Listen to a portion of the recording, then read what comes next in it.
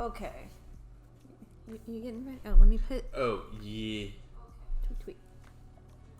Tweet, tweet. I will never forget, though, the Ticket to Ride. Just... torture.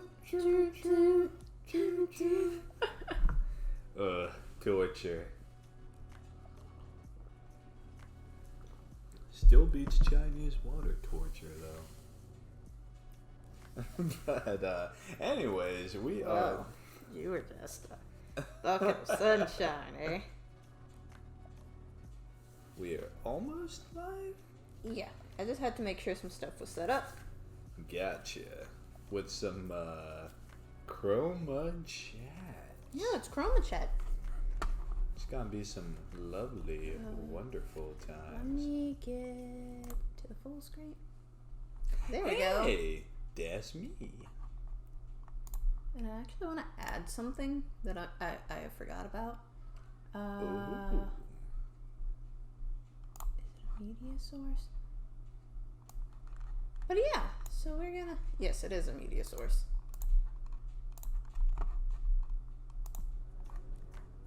Okay, and it still has all the same settings. Oh, okay. But yeah. So. Ooh, boy.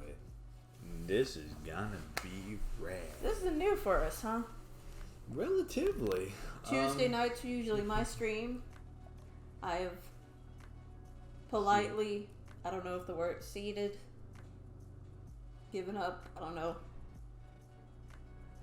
I've switched Seated, out. I think is a word. The Tuesday night stream, because we had a lot of, we had some feedback these last few days. True. And like this last week, and what was I gonna say? Yeah, we've had feedback, and one thing people have really wanted to see more of is... Oh, whoa, that thing came up and scared me. It did. But It that's scared me a little too. element. It scared me a little too. Okay, not alone. But that's a great segue. People wanted more just chatting, right? Yes. And so we're gonna give them more just chatting. So a popular demand. Very popular demand. And so why don't you tell what we're gonna do today? Oh, sure, absolutely. So one of the things I thought was interesting and was a perfect segue into the Just Chatting segment is earlier today the Pentagon. I mean, it wasn't earlier today. And was it a couple days ago? It was like yesterday. Like yesterday evening. Yeah. Well, yesterday, within the last 24 hours, I should say, the Pentagon and the United States Navy released footage of UFOs, unidentified flying objects, being the so you mean like acronym. Like this?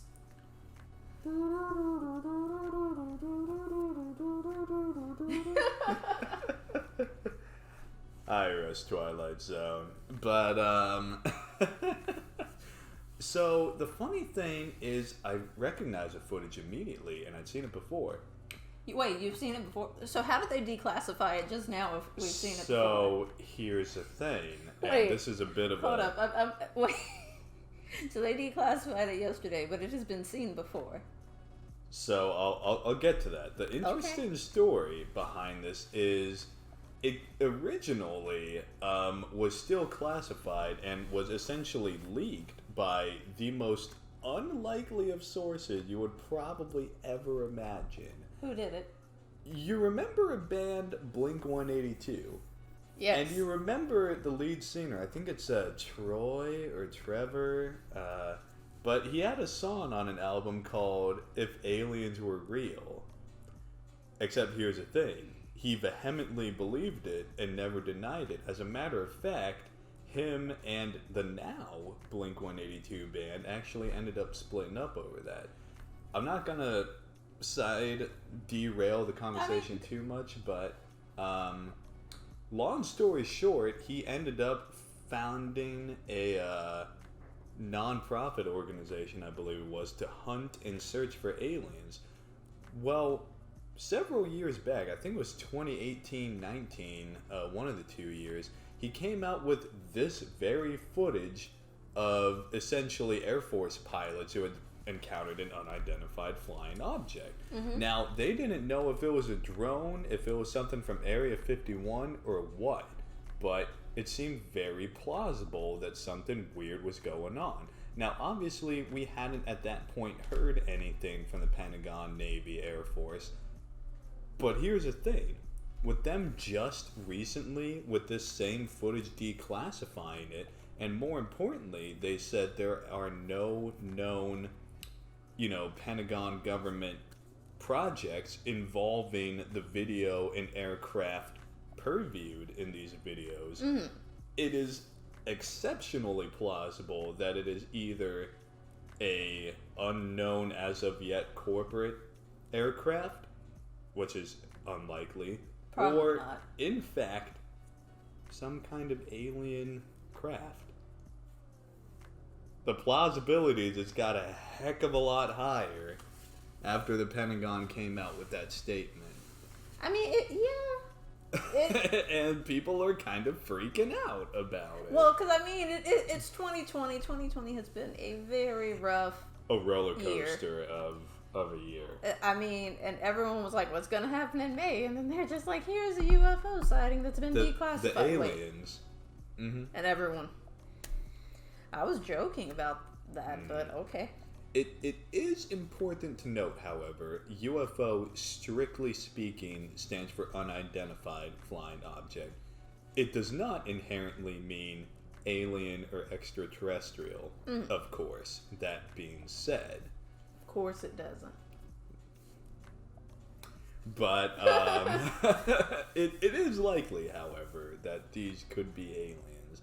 So don your tinfoil hats if you so choose, because we're about to go venture into the unknown with these topics today. I can't hit that note, so I'm not even gonna try it.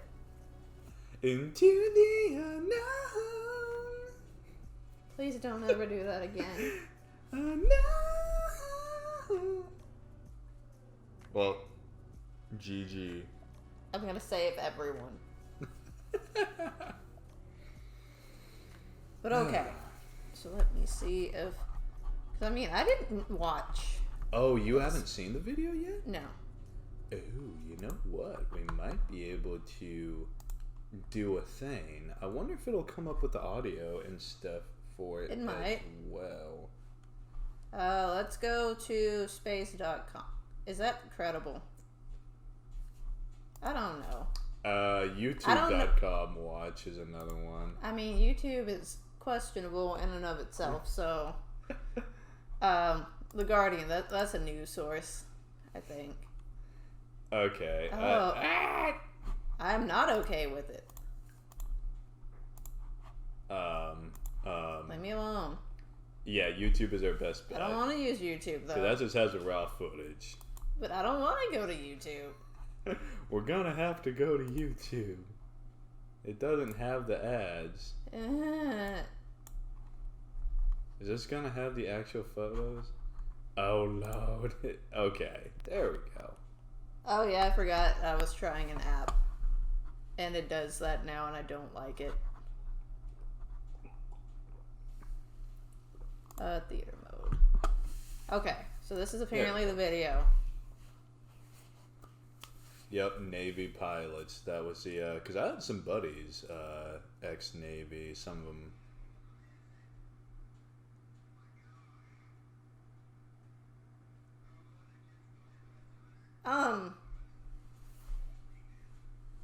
Why is it sideways? So, I'll explain that in a bit, but... Okay.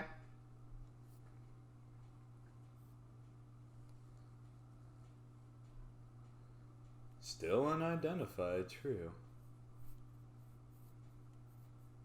Clear up any misconceptions by the public. I mean, it's a little too late for that. Wow. 2004 and 2015. Training flights and leaked to the New York Times in 2017. Huh. formalized reporting process in 2019 for pilots to report incidents of UFO sightings. But I'm not paid. Here's an interesting thing with that is, my gosh, they're all going against the wind. The wind is 120 knots to the west. The way that I perfectly clicked on that is questionable. That actually was really... My cover's blown. Clever. I gotta go. Because essentially what it means is that front part is the level of the jet. And that is what it is. To the left and right of that being the bars, that is a trajectory of the ground, left and right. That's ground level.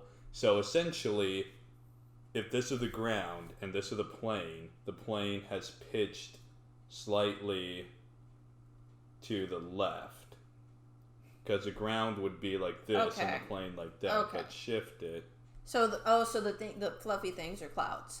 So yeah, the plane is the plane itself. Yeah, the plane is banking left. However, this thing is going against the wind straight that way, which they're kind of freaking out about, and that they're going against the wind, and the wind is that fast because 120 knots is a hell of a lot faster than 120 miles per hour at that altitude. Essentially, knots are the whole ship term for how much a knot would go, and I'm not a Air Force pilot, of course, but yeah, that's pretty insane. Science, essentially, yes. And obviously you can tell by the shape of the craft in these videos with infrared, that's not an IFF tag because it's not strobing or flashing, such as a friendly tag would be. And I believe they said these were training flights in New York for their program. So yeah, you wouldn't have hostile aircraft in that airspace. Yeah, no. And yeah, they switched the infrared from white to black infrared. Or they inverted it. Or inverted it. And yeah, these guys are just blown away by that. Look at that thing, dude. I mean, it looks like a top. Like a spinny top. It does. That you just went like that. It's Inception. It's just a big simulation. And especially for it to be quite literally looking like a flying saucer, that's just very, very weird.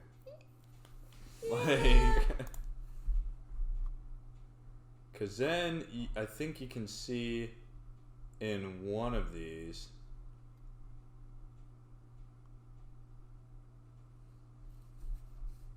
And yeah, that's the same thing. That it's still, and that's more of a blob than an actual shape. And that thing looks like, I saw that one. Yeah, it looks like a rocket coming in. It's tiny. And especially to be so low altitude, flying right through the feed frame, you can barely even catch it. It's going so fast. Yeah. That's you can see another one. So are they tiny aliens? I mean, that would kind of be cute. It would. I mean, I can't take things seriously anymore, and I mean, you and me both. It's, I mean, we all laughed at the guy, right? Those aliens, right? On Ancient Aliens, but dude, what if he was right? I mean, he very well could. Well, I mean, there's a lot of lore and mythology dealing with aliens and stuff, and it's it's interesting because there's all this different stuff with you have the UFOs is the most basic thing, but then you have some of the stuff where I guess supernatural is the correct term, where things happen that people cannot really explain how or why that happened, and there were enough people who were no, this happened, to where it's it wasn't just someone entering the Twilight Zone for like 5 seconds. True. And there's quite a few examples from history of very strange, unexplained, oftentimes cosmological phenomena. Mm-hmm. Because I know there's this one, and it's where the dude... It takes place at an airport. I think I know where you're going. Do you know the name? Taured, the man from Taured. And Taured is gonna be some weird spelling. T-A-U. T-A-U. There it is. Oh yeah, they actually made a book and movie about it. But well, I don't want just look that up. Yeah. Yeah, I was like, I don't. The man from AncientOrigins.net, IMDb. Oh, that's a recent movie. That is. That's. But yeah, I had originally heard of this before 2015. It says .net, so that means it's generally safe. Generally, I say that, and then I see ads, and I get scared. So essentially, I'm not sure if you want to read through a quick summary. Oh, see, they got too much going on. I backed out. Yeah. A lot of things are going to be ads or things for the movie, sadly. But it was like, the dude... I guess I shouldn't say dude. Well, I mean, it was a dude. Yes. So... Well, because I know this one. I got this. Gotcha. Oh. I'm probably terrible at storytelling, but I got this one. Oh, you fine. Don't worry about it. Okay. So, a man, like... This is at an airport, and, they're at the area where the arrivals are coming in. So this is an arrival. This man who becomes known as the man from Taured, he comes out of the plane, and he's looking around, and he's confused, and he's, like, trying to look for, like, looking at the maps, and he's just very confused. Then it goes, like... He talks to security and is like, what was the place he was looking for? Taured. He was looking for... No, he was from Taured. Yeah. Or... I think because I'm going to have to kind of channel my brain power a little bit to remember this. He was at an airport that started with H in Japan. He was from the international arrivals. Now, there's a couple different accounts from the airport personnel, customs agents, their security, because this was about 1958 when it was believed to have happened, if it indeed did. Definitely. It was the Haneda. Oh, Haneda Airport in Tokyo, Japan. Just mute that. Okay. Yeah, that's muted. And But yeah, so he arrived in Tokyo, Japan in 1954, and he was confused and lost, and so he was like, I'm trying to find, where I'm not where I'm supposed to be, and so they asked for his country of origin, and he just like casually, was like, I'm from Taured. Yeah, that's how you pronounce it, I guess. And of course. And he was like, it's on the border between France and Spain. Obviously, everyone was just like, you're joking. I mean, we're trying to help you out. Like, why are you joking? And like, they were just like, that doesn't exist. And, he gave him his passport. And he was just like, yes, it does. And it was issued from the country. So it was issued from Taured. So of course, and it had like visa stamps and like the official stuff. But of course, you're in an airport. Someone just appeared with this strange passport. Now it's questionable. Because like, who is this and why are you here? And so then, and he had been to Japan before as well, and other countries. And then they were just like, because he was trying to have a business meeting. He was a businessman. I'm sorry, I'm terrible with this. Oh, you're good. Do you want me to take over? If you want. Okay. Yeah. Because I believe what had happened is he had tried to show his passport to one of the customs agents, and they'd basically been like, what the heck is Torah? Like, this place doesn't exist. He became agitated, and he was like, dude, like, clearly it's a real passport. Like, here's all my visas. But the thing was the stamps in his passport were officially recognized, government stamps. And having traveled through customs internationally and stuff myself, it's, that's the way it goes. You get an official government stamp by, well, these days at least, with the TSA. But anyways, and so they essentially took him to an interrogation because they thought he was like a foreign agent, some kind of spy or weird, like they didn't know who he was. Well, because they confiscated his passport.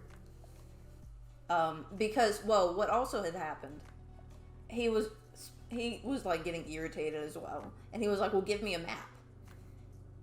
And so they gave him a map of like the continent, and he was like, what is this?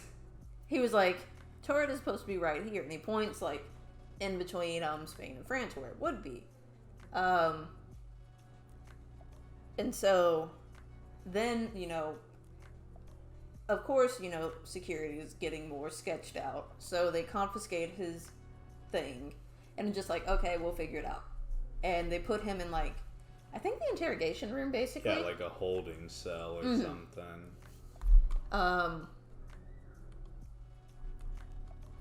And so they put him in this holding cell, and like during this time they're calling like the bank that he's supposed to be like have a checkbook with. They call the hotel. He had a room reserved at. Morning, guys. Hey. How are we doing? What's going on? Hey, Angry Puppet. How's it going? Hope you're having a wonderful day. We're just talking about spooky stories and interdimensional mysteries. Yes. We are currently talking about The Man from Torad. Which I can actually flop this because I realized I didn't switch scenes. Oh gosh! Oh man, that is. But we're yes, okay though. Hope your morning's going great, Angry Puppet. Now everybody can see what we were looking at. So yeah, we're talking about aliens and strange stuff. But we doing it live, so we good to go. But yeah, so they took his passport. Yes. They called the bank and the hotel he was supposed to be staying at. Of course, all these places are like, we don't have anyone with that name on the books. And so at one point, they go back and like they're just thoroughly confused. They go back to the holding area they had him in. He's gone. Like, vanished. And there was a security guard outside it. So he could not have walked out. Without...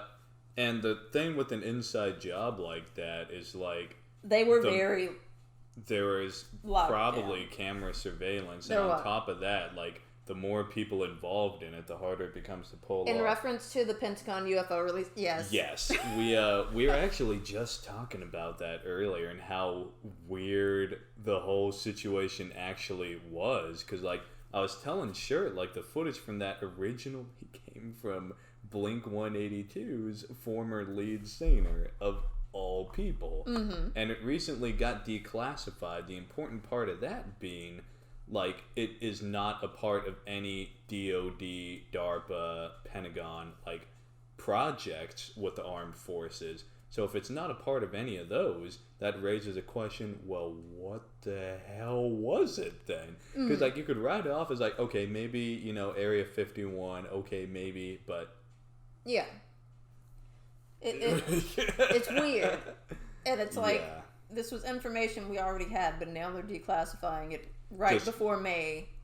Right. During a time when everyone is just constantly like on edge. Every month of 2020 has been a roller coaster, and now it's just like, oh boy.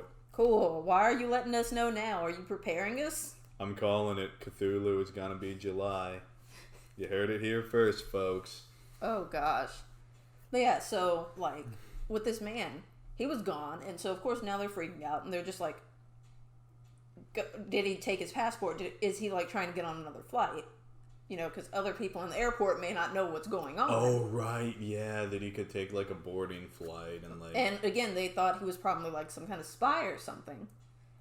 So they go and they had the passport locked in a secure room as well, and the passport was gone. And again, it was a room he could not have gotten into. Mm-hmm. So it was like without both him noticing. and his passport were just gone. So a lot of people, you know, speculate it was either a time traveler that kind of just blooped into the wrong timeline and blooped out. Yeah. Or like a parallel universe, interdimensional that like crashed. Yeah. Yeah. And then corrected itself on its own accord. Mm. And the interesting thing too is evidently when he brought out the map, the region he pointed to where Torred was from is in between France and Spain, mm-hmm. but there is a country there. Yes. I believe it's Andorra. Yes. If my geography of Europe proves correct. Yes. But because it's very tiny.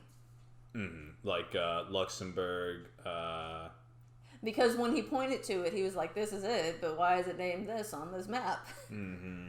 Oh, I was watching the NASA Files program show tonight, and there was some weird stuff on there. At least we've all seen War of the Worlds outcome. They all got COVID-19 I mean, and died. Plot twist, the Earth has been preparing us. I mean, I got you guys. Diseases and stuff. It's interesting to note, though, because we've already seen, like, well, you know, the whole book everybody's required to read in high school, college, Guns, Germs, and Steel, you know, talks about, like, you know, it wasn't even like military might, cannons, or muskets. It was germs being smallpox. I'm going to perfectly be honest. I only read the first chapter and I read it on Google. I just Googled all the answers for the test and put those in. Because it was a written test. Galaxy brain meme. Like, that's a big brain time. I did it like the day before school started when we were supposed to turn it in. Oh my god. But yeah, basically, like, you know, unintentional biological warfare, like, is a horrific thing on people who are not prepared for that. Mm. And, you know, it's very plausible that, like, an alien, you know, who even knows? They might, like, breathe acid or something, like... Just like that, I was like the aliens from Aliens. And then I was just like, that doesn't sound correct, but that's the correct way to say it. Yeah, or like an alien might look like a freaking beholder thing from Dungeons and Dragons. Nobody knows. But, like... I mean, that'd kind of be cool. It would I'd just kind of be like, you know what? This is actually kind of cool. Let me tell you about my best friend. But, what was I even going to talk about? Because we were talking about the Man from Torrid, time travel or parallel universe crash. Split. Yes. Various, and it's like applying a logical approach. Like, okay, you know, if he was something we could understand more, like a foreign agent, KGB, like. That doesn't explain the lack of surveillance, where he went to, where he's from. It also wouldn't explain the visa passports from Torred. Yeah, because if it was a spy, it's like, why would you have such a suspicious passport? Yeah, why wouldn't you just say you're from, you know, Russia or USSR, as it was known at the time? Like, why make up Torred? If it was a hoax, that's a hell of a lot of effort to go, especially in 1954. Yeah. For a forgery with all of those government visas and stamps, official passports, checkbooks, reservations, all of the and then just homework. To disappear. Like. So it's one of those things where, like, personally, I don't think it was a time traveler because the dude was just confused. Mm-hmm. Very confused. And it was just a businessman trying to go do his job, and he was very inconvenienced. So it's possible it was, again, like a interdimensional parallel universes. You know, they got a little too close, and then we're just like, oh, whoops. Whoa. Mm-hmm. But that's not the only time people have vanished from secure places. There was No. this one time, and I forget the country and I forget the guy's name, but it was a like leader of like a country, and he was so he full guard detail everything. He goes into his room. His room has a balcony. I think he was gonna go like smoke or something. It was just him. He goes in the room. His security's outside the door. And then they were like waiting for him to come back out because I think he had like meetings with people. And like everyone was just like, sir. And then they started to get concerned. They're just like, there's a balcony. What if someone got in from the balcony? So they go in and, they're looking for him. And he's not there. He's just gone. And so, like, they scan the whole area. Outside, inside. Can't find him. Dude walks out of his room. And then he was just like, I was abducted. No, he was like, I was abducted by aliens. They, asked me to come with them. And they showed him stuff.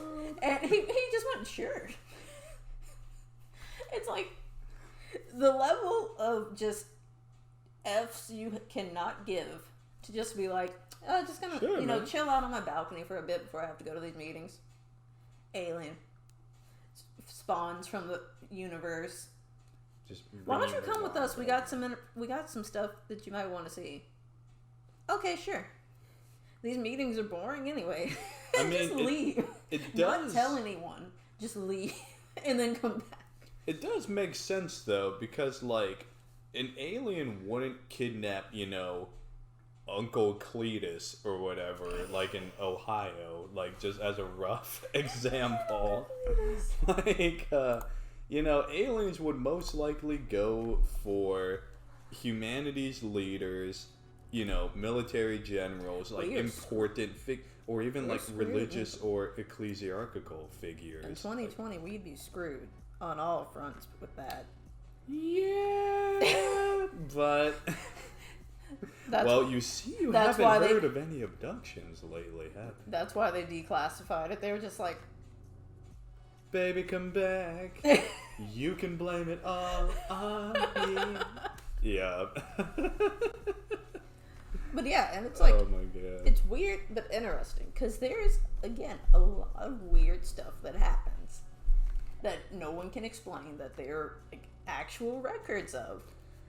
Because take for instance, and like radios are also an interesting thing. Because like, I mean, you can have like a walkie-talkie, adjust it a little, and now you're picking up the police scanner. I've accidentally done that. It scared the crap out of me as a child. Because like me and my sister got do you guys find this whole Pentagon situation a tad weird as far as the underplay of it all? Yes.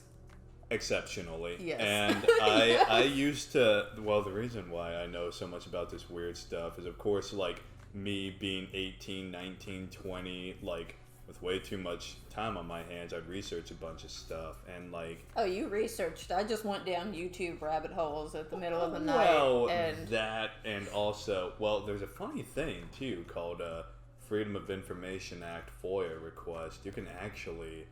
and look this up too if you're part of the U.S. I'm not sure how UK, Europe, any of those guys do it, but essentially any government document that has been declassified below top secret, above top secret, or like utmost secrecy or whatever. We can actually you can essentially put a file on that and actually look up the documents. Mm-hmm. Like, there's a lot of, even in the declassified. And so that's one of the things that makes this so weird, because that basically puts this stuff in that perspective. In that same perspective, where now anyone can just be like, so what are you trying to tell us? Let me look this up. Yeah, and it's like, what's the underlying... Because, like, if it was aliens, you'd think they try to have the utmost secrecy in hiding it. But, like, at the same time, it's not a DARPA, it's not a DOD, Department of Defense, it's not an active military branches project. And it's like, because Area 51 is a wing of the government. Like,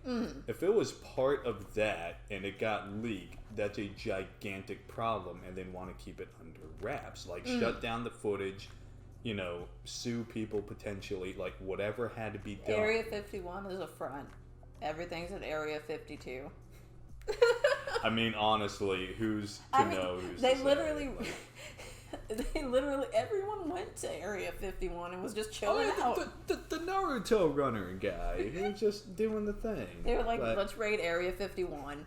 And like the news media was just, oh my gosh, they can't, people are, you know, and of course it was just like, I mean, for one, you're just making it worse because now you gave it attention. Now they're really gonna go.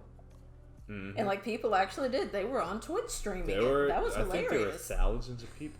And like, let me tell you, dude, I've been through Death Valley. That place is hot as hell. I know they were there like early morning.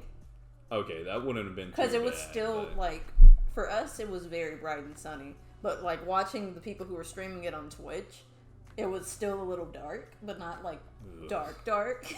Right. And like they were just like standing next to the dudes, like the guards. And the guards were standing there with guns and stuff. And they were just smiling and laughing, having a good... It was probably the best they've ever had, like, you know, in forever. That's how you know, because why would this be so just, like, amusing? The Ark is an area... So, there's a real funny story to that, too. The Ark of the Covenant. I'm glad you brought that up, Angry Puppet, and mentioned it. I don't think it's in Area 51. I think if it, you know, exists currently, it's in Ethiopia. And they actually, I can't remember if it was Netflix, YouTube, or what exactly it was, but essentially they've held priceless... Oh, this thingy.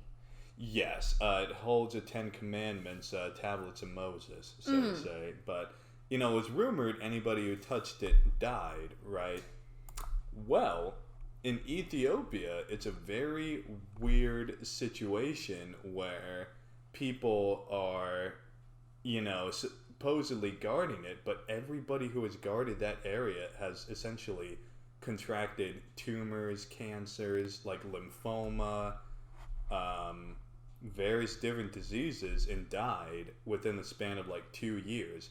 Every single person who has guarded it there, you know, healthy people, old people, doesn't matter. And it's especially interesting because I'm not gonna get too much into different cultures, histories, and stuff, but like, you know, during Acts, biblically speaking, and all of that stuff, like Paul of Tarsus, Barnabas,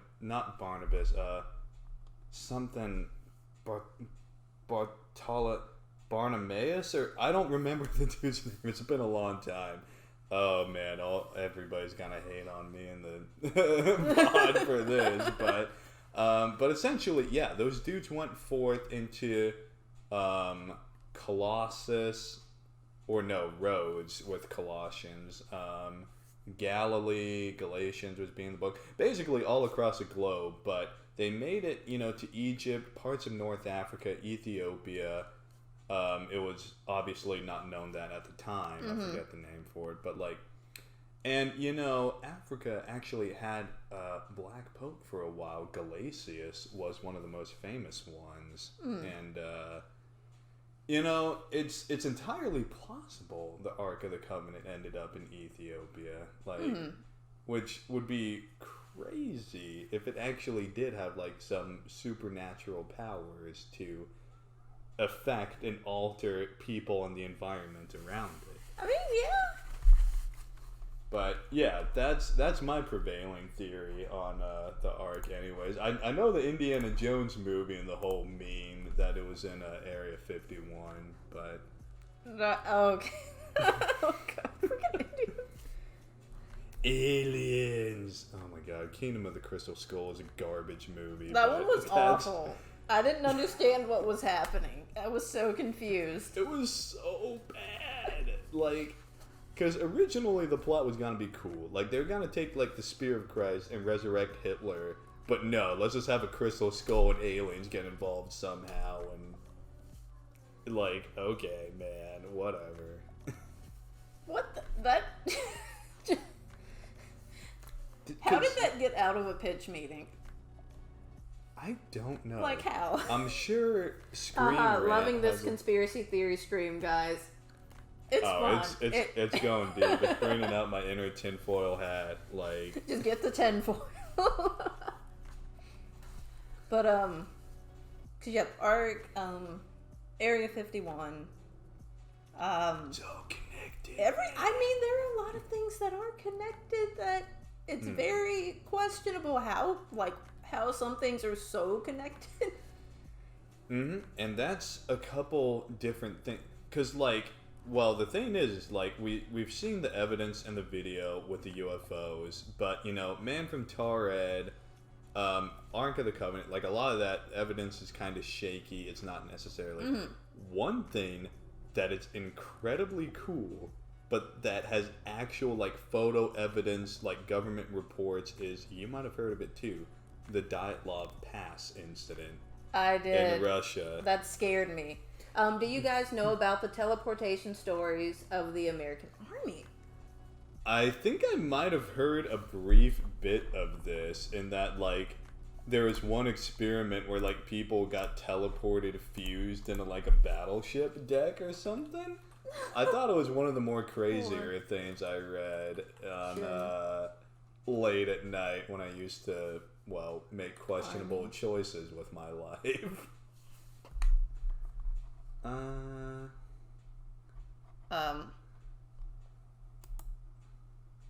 To the U.S. Navy actually... This sounds like something the Navy would do, though, based on...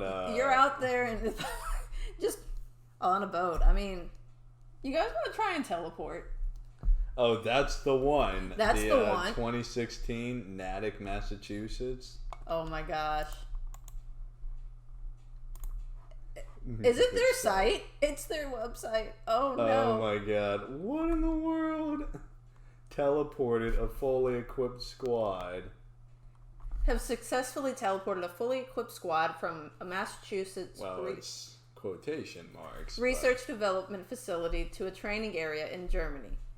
The What in the world? Soldier Systems Center in SSC announced today the 9 human research volunteers fresh out of the advanced individual training were participating in experiments in the Doriot climatic chambers. I can't read.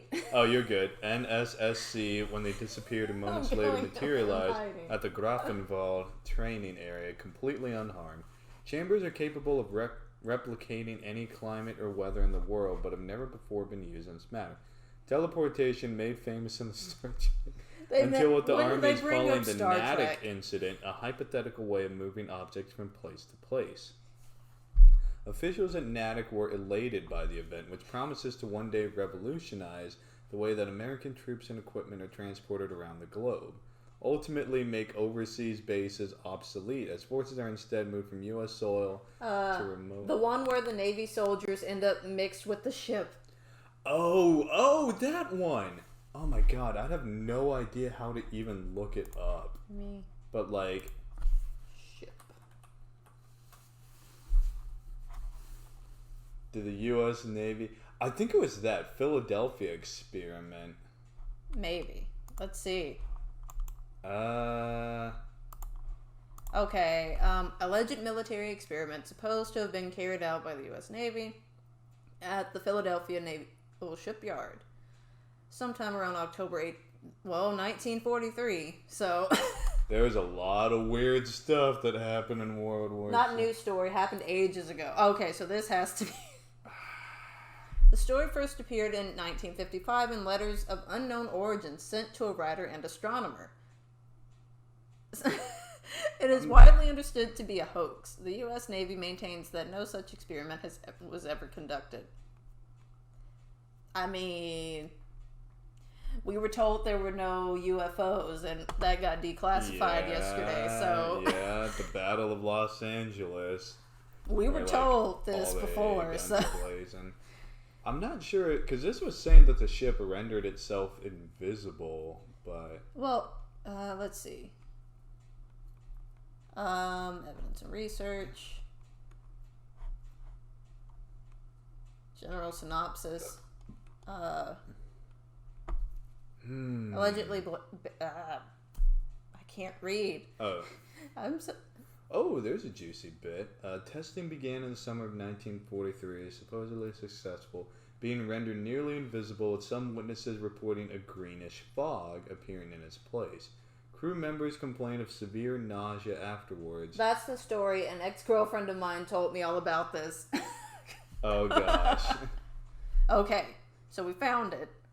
There it is. Some sailors were embedded in the metal structures of the ship, including one sailor who ended up on a deck level below that where he began and had his hand embedded in the steel hull of the ship. Yikes. As well as some sailors who went completely bananas.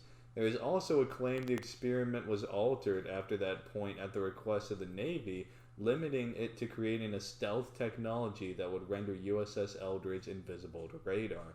None of these allegations have been independently substantiated. But could you imagine just chilling out, doing your thing, and then, like, you basically blink, and then the next thing you know, your hand is just stuck in the ship, and you're just like, what? Yeah, or you're, like, welded into part of the bulwark, and you're just like...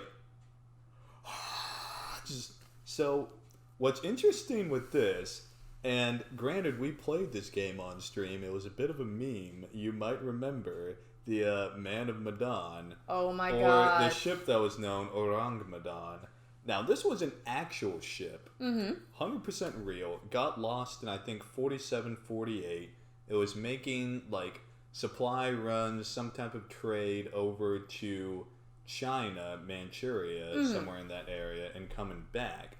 Now, officially, nobody knows what the heck happened to it. More than likely, it got lost at sea and just sunk, hit a rock, who knows. But, you know, the game, of course, they were developing, like, a biological hallucinogen that they would, you know, drop on the Chinese, drop on South America, like, some type of political war to do whatever. But, of course, you know, is that really that far-fetched? Because the American Army had been working on various... Because, you know, if you look up Agent Orange, that was a defoliage thing that... There's a whole history behind that. Yeah. You know, if you look up, you know, MK Ultra, that was designed as a hallucinogenic, essentially to mind control and probe people like a truth serum. But yeah, so, like, games take from reality. But yeah, I remember Man of Medan. It's like, you go and it's this ghost ship, but it's not really a ghost ship, it's everyone hallucinating in game. Yeah. And so, the SS Medan was a supposed ghost ship, which according to various sources became a shipwreck in there should be in the, I think, modern Indonesia waters of elsewhere after its entire crew had died under suspicious circumstances. Either in 1940, 47, or 48. We don't know when. It was somewhere around one of these times, but we don't know. Depending on the newspaper source, the story of the Medan has, to some degree, become a legend. And so, I mean, there are a lot of strange things that happen with ships, and that's kind of why I stay away from them. Bermuda Triangle, of Biggest course, one. is... And honestly, that's mostly just because of all the storms in the area, but... Going into the realm of mystery, like, it's actually really interesting how many ships have just gone completely missing in that little area. Like, planes fly over it all the time just fine, but... They do. Don't ever take a ship through those waters, because... It's like, it's obviously not just... It's the water, if it is an issue. Yeah. And, like, it's just so interesting... looking at all the different things, like tying one thing to another. Like, there are things we just straight up can't explain. Yeah. And so, like, the Philadelphia experiment, I'm sorry, I'm just still getting over the fact of just imagining someone, like, you were taking a nap, like, you were slacking off, and then next thing you know, you're just welded into the ship. Dude, worst thing to ever That would just be the worst. Oh, there's even more of this. Philadelphia. General synopsis. Experiment was allegedly based on an aspect of some unified field theory to describe a class of potential theories. Oh, Mathematically and physically, the interrelated nature of the force of electromagnetism and gravity. In other words, uniting their respective fields into a single field. Well, we shouldn't do that. Because that sounds dangerous anyways. Oh, yeah. But people are just, let's do it anyways. According to some accounts, unspecified researchers thought that some version of this field would enable using large electrical generators to bend light around an object via refraction so that the object became completely invisible. Navy regarded this a military value and it sponsored the experiment. Of course. Another unattributed version of the story proposes that researchers were preparing magnetic and gravitational measurements of the seafloor to detect anomalies, supposedly based on Einstein's attempt to understand gravity. In this version, there were also related secret experiments in Nazi Germany to find anti-gravity, allegedly led by SS Obergruppenführer Hans Kammler. No reliable attributable accounts, but in most accounts of the supposed experiment... How did you pronounce that? I took 3 years of German in high school. Oh, I was just like, what the... I was so uncomfortable. I was just like... You're just like, I have questions. Jesus Let me just leave. I'm Italian, by the way. Mm-hmm. My name's Pacenti. But anyways, But yeah, it's like, it's really interesting with, stuff like that. Because, again, like, the ship stuff, that is a giant object. That is a huge object. That just sometimes disappears. Or sometimes things happen to it and it's just like, you have to have a lot of people on that. For one, to work it. For it to just... Can you imagine, though? You hear the call like, all hands on deck, all hands on deck. Next thing you know, your hand's in the deck. Wait a minute! I didn't sign up for this. But, like, yeah, because, like, a battleship or a research vessel, like, that's hundreds, at the very least, of people, possibly closer in some cases to 1,000, 2,000. Mm-hmm. Like a Nimitz-class aircraft carrier. Like, yeah. It's a stupid amount of people. Angry Puppet just laughing. All hands on deck! Hand is now part of deck. But, man, like... And this is why I would hate to be, like, part of the Navy, man. Like... Because, I feel like it's very easy for them to get bored. And they just, like, sure, we'll fund that. What? Oh, yeah, you know, of course. All the other branches, Oh, my hands on deck! And you have, like, the people, like, one of, like, the top people who are, like, older or something.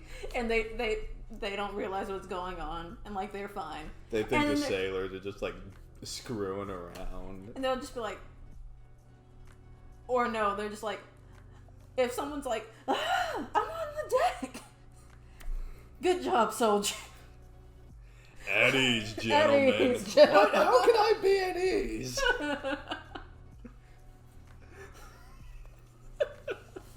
And then could you imagine being the person? Just like going up and like... Yeah, his hands or the Navy in there. corpsman is just like, I'm not qualified for this. Oh my god. But like, in slight relation, I think I mentioned earlier Dyatlov Pass. Oh like, yeah, Dyatlov Pass. Yeah, the craziest thing about this is the USSR basically chalked it up as a supreme... or like an unexplained supernatural event. Oh, D-Y-A-T. There it is. I'm like, I knew the Russian would come through eventually. Oh yeah, it has its own Wikipedia entry. Oh yeah, because it has pictures. It's actually something that has pictures. The group's tomb at the Mikhailovsk Cemetery in Yekaterinburg, Russia. Yeah, because this was one of those weird ones.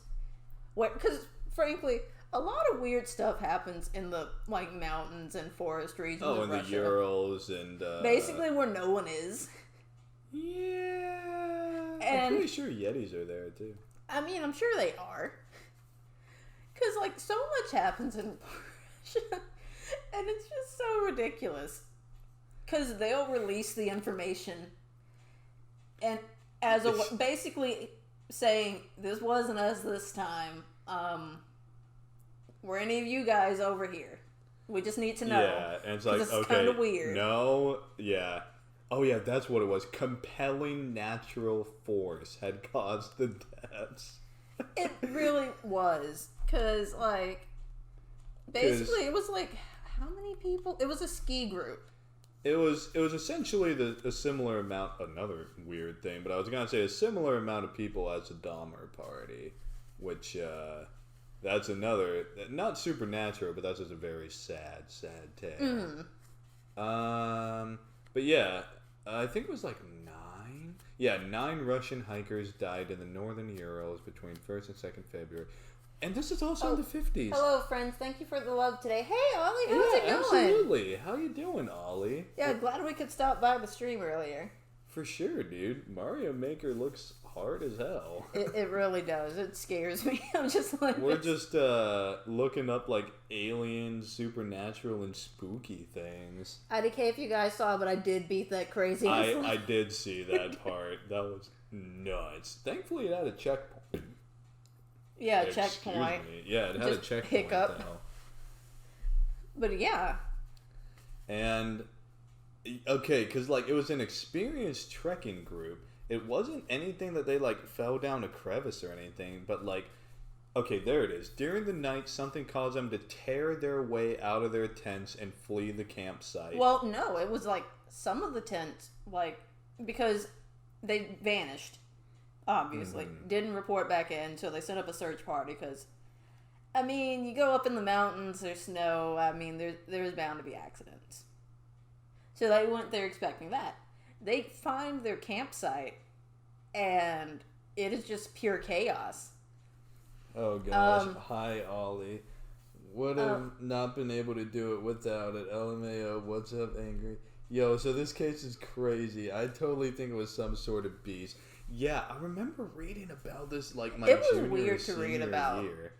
But, yeah, because it has some of the information there, too, that, like, 6 had died from hypothermia, while the other 3 had, or showed signs of physical trauma. 1 victim had a fractured skull, 2 others had major chest fractures. And, well, here's the thing about the ones who had the chest fractures. Because they went and they did, like, all the autopsies, and they were like, did these guys get drunk and start fighting, or, like, what happened? Did a bear attack them? But it wasn't an external force. It was internal. Oh, like the ribs were pushed outward from inside their body. And so they were just, like, so that brought up questions of, was there a government test of, like, a supersonic weapon? Of course, they actually, no. We were not up here right now. Yeah, it was very, supernatural beast. Just enjoying the conspiracy theories. Then again, there's that one person that made out with minimal injuries, but there are so many things that don't add up with human violence. It really didn't. Yeah, and it's like, you think thered be some evidence of, like, bruised knuckles, like, if it was human violence, or, like, oh yeah, investigation. And it's like, because they found 5 of the body. Found no injuries that might have led to their deaths, and it eventually concluded they had all died of hypothermia. One of the guys had a small crack in his skull, but it was not thought to be a fatal wound. An examination of the 4 bodies that were found in May shifted the narrative as what had occurred during the incident. 3 of the hikers had fatal injuries. One of the guys had major skull damage. 2 had major chest fractures.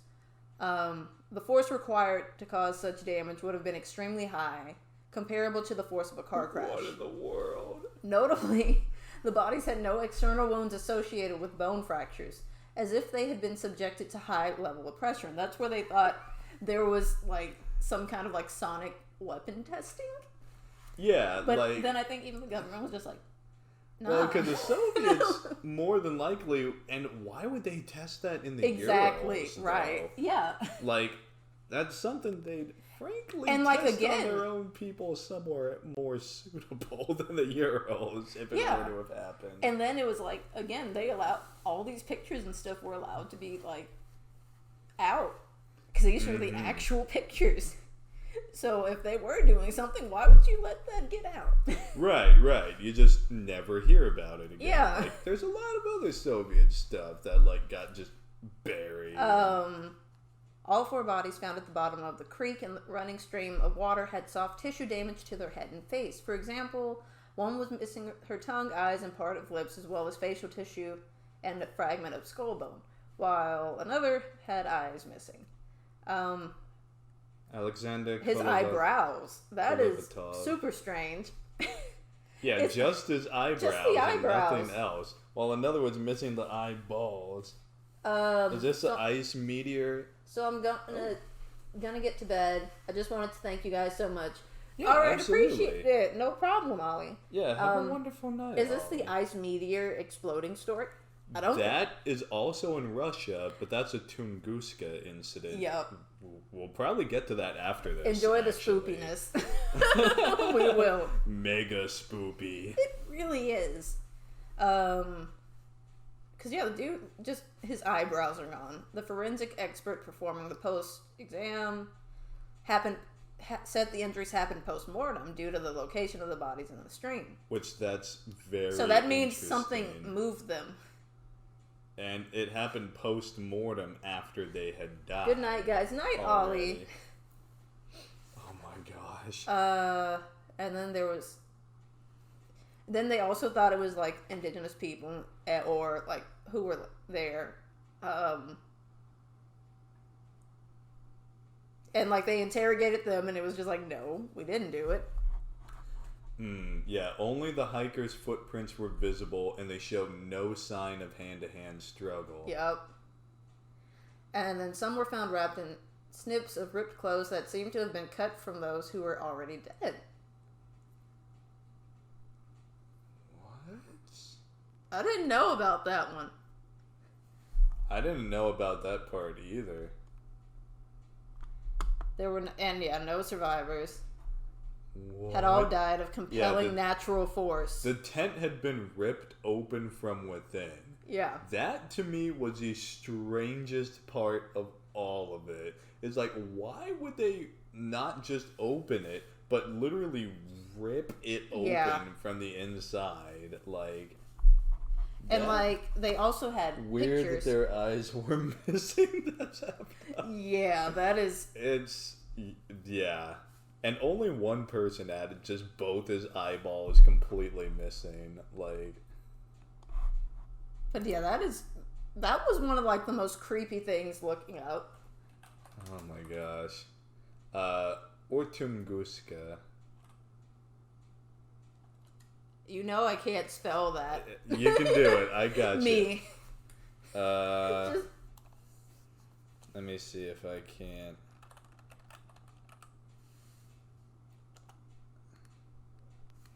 Oh, I think I saw something. Yeah, this was a really weird thing that Metallica had a music video about this too. It's probably where it became the most popular. Oh my gosh. What song it was. It's like all these artists have been trying to tell us things and we don't listen. Smash Mouth in particular. Smash Mouth really just kind of...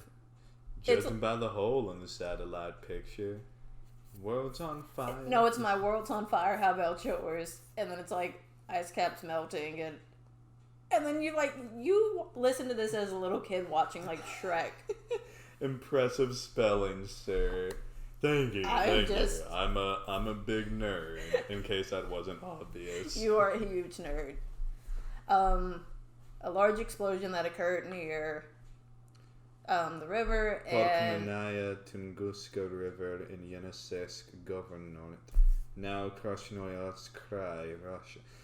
My brother spoke Russian too. I don't know what it's saying, but I can pronounce it. So I'm gonna sleep with one eye open at all times now. I'm not a Russian spy or anything, I swear to God. The explosion over the sparsely populated No. eastern Siberian taiga flattened an estimated 80 million trees. Oof. And eyewitness reports suggest that at least 3 people may have died in the event. Yikes. Don't you love how sparsely populated It Siberia really is. is? It's like so much random stuff can happen on such a large scale. And there will either be 0 casualties or like less than 10. And you're just like, yeah. so this is all just empty over here, right? All the gulags are in Siberia too. It's like the perfect place to do some sketchy, shady stuff. I mean, Like, 3 people. The explosion is generally attributed to the airburst of a meteoroid. ugh. It is classified as an impact event, even though no impact crater has been found. Object is thought to have disintegrated at an altitude of 5 to 10 kilometers rather than to have hit the surface of the Earth. That's honestly a lot worse in certain cases, because that way it, like an airburst grenade, just spreads everything so much farther. He's a sleeper soldier. Be warned, don't say the trigger phrase. I have to take him out before that What was happens. that movie, The Manchurian Candidate, where it was something like It was. We're like, they flipped the Queen of Diamonds, and then whatever they said was a thing he did. So they're playing like solitaire, and they're like, so I told the guy, why don't you take a car over to the lake and go hop in at the deep end? And he just sets a solitaire down and goes and does it. And it's just like, oh gosh. oh, yeah. That was insane. 'Cause is there a picture of it? Oh, I mean, yeah. There's pictures coming down. And then it's 10 minutes later, there was a flash and sound similar to an artillery fire. Eyewitnesses closer to the explosion reported the source of the sound moved from the east to the north of them. The sound was accompanied by a shockwave that knocked people off their feet and broke windows hundreds of kilometers away. Well, and there was one thing, because there was a meteor that hit Russia a little while ago. It wasn't that long ago. Oh, yeah. And it was kind of funny because in one YouTube video, they had like 30 different camera angles from like people's dash cams. And you could just see they didn't care. Like, this is an everyday event. And you were just like, what? You want to know why that is? It's actually mandated in Russia that to get a car, it has to have a dash cam equipped. Every single driver in Russia has a dash cam. The meteor story was on the NASA show tonight. Weird as fuck. Oh, gosh. This is serendipity, Twilight Zone. man. Like, what in the world? But, where was the thing? Oh yeah, column of bluish light, nearly as bright as the sun, moving across the sky. Oh, we already said that. Shockwave. Seismic stations across Eurasia. Airwaves from the blast were detected in Germany, Denmark, basically most of Europe. Resulting shockwave was equivalent to an earthquake measuring 5.0. Oh, yikes. Night skies in Asia and Europe were aglow, and that was the most interesting thing. I think somewhere down here is going to talk about like the radiation and like, because of course in a meteor and stuff, sometimes you're going to have quite literally extraterrestrial elements, like, because like we have zinc, titanium. Yeah. Like some of the more rarer ones, like iridium, I think are only from meteors and like not naturally grown here. Yeah, there is a lot that, because they just pick up stuff, or they were a part of something that was made of that, and it just floating around in space, chilling. Wow. But yeah, and like, again, just so much weird stuff happens in Russia. Mm-hmm. It's like whenever something comes out, weird. you're not even surprised. You're just like, Well, I mean, there's literally subreddits called like A Normal Day in Russia, where it's just like, I'll never forget the GIF I saw of like it was just this looping thing of a car driving by and a guy was on it just kicking in the windshield and the driver just completely unfazed. And I'm just like, what is going on, dude? What the heck? It's so weird. Oh my gosh, that's man. insane. But yeah, like apparently it like the trees had radiation burns on them, and like nothing could grow there for like about 100 years later. Oh yeah, that was that other thing. It was like nothing would grow there, and so it was just like, well, what was this? Yeah, and they found like rare elements that weren't native to the Earth in the meteor and crash site, and like Yep. I think it was a lot of it influenced H.P. Lovecraft actually when he wrote the story "The Color Out of Space." I believe so. Detailing like radiation decay and half-life and stuff. Mm-hmm. But yeah, it's very, very weird. Midair fragment survived the explosion, struck the ground. Bowl-shaped lake. Hypothesis has been disputed by impact crater specialists. Oh, okay, so they thought that was what created that lake. I mean, yeah. Similar events. What do you mean similar events? Fireball meteor and list of meteor air bursts. Enormous unobserved explosion event. 1930 Coca River event in Brazil. Explosion of a super bolide that left no clear evidence of an impact crater. Infrasound detection and infrared DSP may have reduced the likelihood of undetected air bursts. Oh gosh. But yeah, so a lot of weird stuff has happened, or does happen. Because there was the past, the meteor.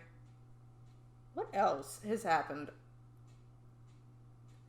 Because we were talking about, like, extraterrestrials. And, like, then it got to time travel. So, back to, like, there was another thing that was very similar to the man from Torrid. Okay? Okay, I was just going to say real quick before, have you guys ever experienced an earthquake? Yes. Somewhat, yes. I actually experienced one when I was in California. It wasn't a major one. I was visiting with my parents. And, yeah, literally the ground shook and I could see the stairway leading up to, like, I think it was my grandma's house was, like, sliding left to right. And, like, the ground was shifting beneath my feet. And I was like, and, like, of course, my dad's grown up in California all my life, and he's like, "Oh, this is nothing. We're fine. Like, don't worry about it." We're fine. Has like, grown up in okay. Texas, is terrified. Well, because when I experienced one, it was weird. Because I went to college for a little while in California. And so, like, the dorm was, you know, the tall building. And, like, me and some friends were on the top floor in the kitchen. And we were just chilling, like, talking about stuff. And then all of a sudden, we noticed the window kind of shakes. And, like, we just all kind of froze because most of us weren't from there. And so we just froze. It was shaking, and then it stopped. And we were like, was that just an earthquake? And then we were just like, I think it's time to go to bed. And, like, just noped out and just went to sleep. Oh, my gosh. But, yeah, like, we have tornadoes and stuff, but California gets all kinds of earthquakes. Yeah. And, like, I think I'd rather go with the tornadoes than the earthquakes. Because there's been times that earthquakes have just devastated It's everything. like if an area is not prepared for it, because like California, they've gotten so used to it, everything building is built with that in mind. Because they have like the springs on all the buildings to where it shakes with it. And it like is able to like bounce. And But anywhere slide and else move. that happens, and it's just devastating. Oh yeah, like I think it happened in Dallas once. I think they said it wasn't one. a big one, but It was like teeny tiny, and people freaked out. oh yeah, like Well, of course, a meme was like, you knock the pillow over. It's like, Dallas, like 2015, we will rebuild. Oh no. But like, yeah, earthquakes are weird, man. Oh. Yeah. But what I was gonna say was there was also similar to like the man from Tort where he like disappeared. There was an instance where, and this was not a living person. Basically, a corpse kind of just appeared, like, and like, of course, they do the full police thing, or it's just like, what is this? Who is this? And it was very sketch because they couldn't identify who the person was, and on them they just had like a journal, kind of.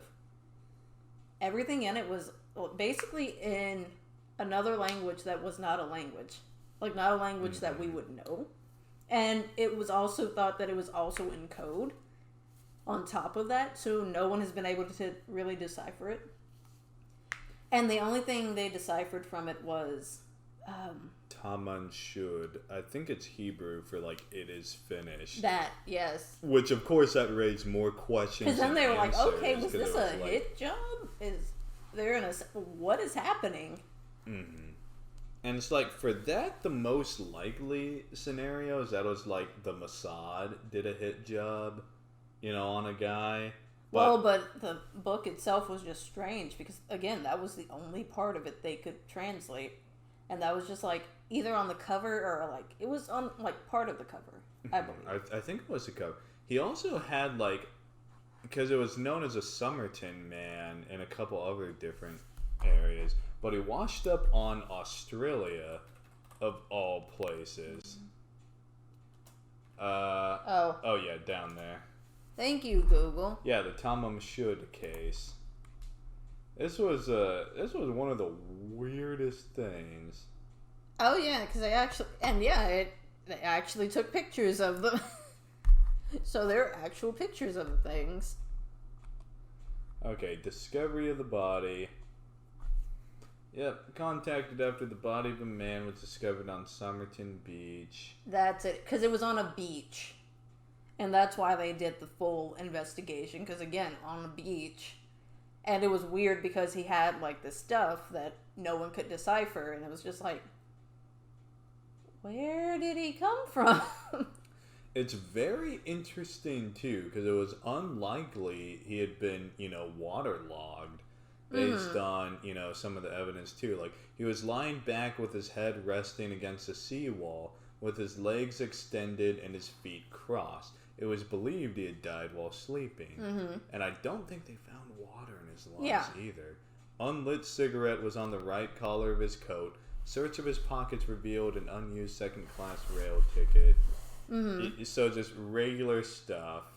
And then they went into a suitcase. The suitcase, I think, is where they found the book. Label removed. Checked into a station cloakroom after 11 a.m. on November 30th, 1948. The 40s were apparently a weird time. Oh, 40s and 50s. Very weird. Believe the suitcase was owned by the man found on the beach. In the case were a red checkered clothing, basically regular stuff. Where's the book? Where's the book? It was the same as used to repair the lining in a pocket he was wearing. Been removed. The police found the name they found what they assumed was his name. All identification marks had been removed.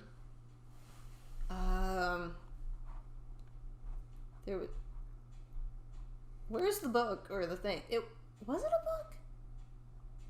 It was in front. Blah blah blah. Police checked incoming train records before returning to the train station. I experienced an earthquake when I was living in Loughborough. When I was in bed, the quake was in Birmingham and spilled out across the UK. It was weird because I was in bed at the time and it woke me up. I just thought, if I'm going to die, I might as well go back to sleep. Oh my gosh. I mean, that's kind of how I am with some things, where it's just like, I mean, if I'm asleep, I'm not going to be aware. I'm going to be in the middle of a dream. I'm just keep dreaming. Right. Yeah, that's the way to go. That reminds me real quick while we're looking at this. Mm-hmm. Do you remember Shirt? I think it would have been when we were really young. But in Dallas, there's like a shuttle explosion of like something trying to go into space or whatnot. Like, and it maybe had a failed launch. In Dallas? That wouldn't have been Dallas. Not in Dallas, but it was like somewhere in Texas. Houston. I think Houston. Because Houston is where the space station is. Mm-hmm. But basically, like, I remember like waking up to what I thought was like a bomb going off, and I like jumped out of my bed. I was just like, what the hell is going on? And like my whole family ran upstairs to make sure that me and my brother were okay, and there's like, what the heck happened? So we turn on the news, wondering what's going on. That's when we see like, oh, the shuttle blew up at like 11 at night or something, or whenever it was. I think I was a very heavy sleeper as a child. I was asleep. Oh my gosh. Like, when I will just go to sleep and I'm out. Yeah. I don't wake up until my scheduled time to wake up. So, it's like, so I remember when I was a kid, I woke up one morning, I looked out the window and saw that the house next to, like, across from ours had burnt down. And then I was just like, what happened? I was just like, Mom, what happened? And she was just like, it burnt down. And I was like, did the fire department not come? And she was just like, no, they were out there. It was loud. And I was just like, I didn't hear anything. And she was just like, well, I remember that launch explosion.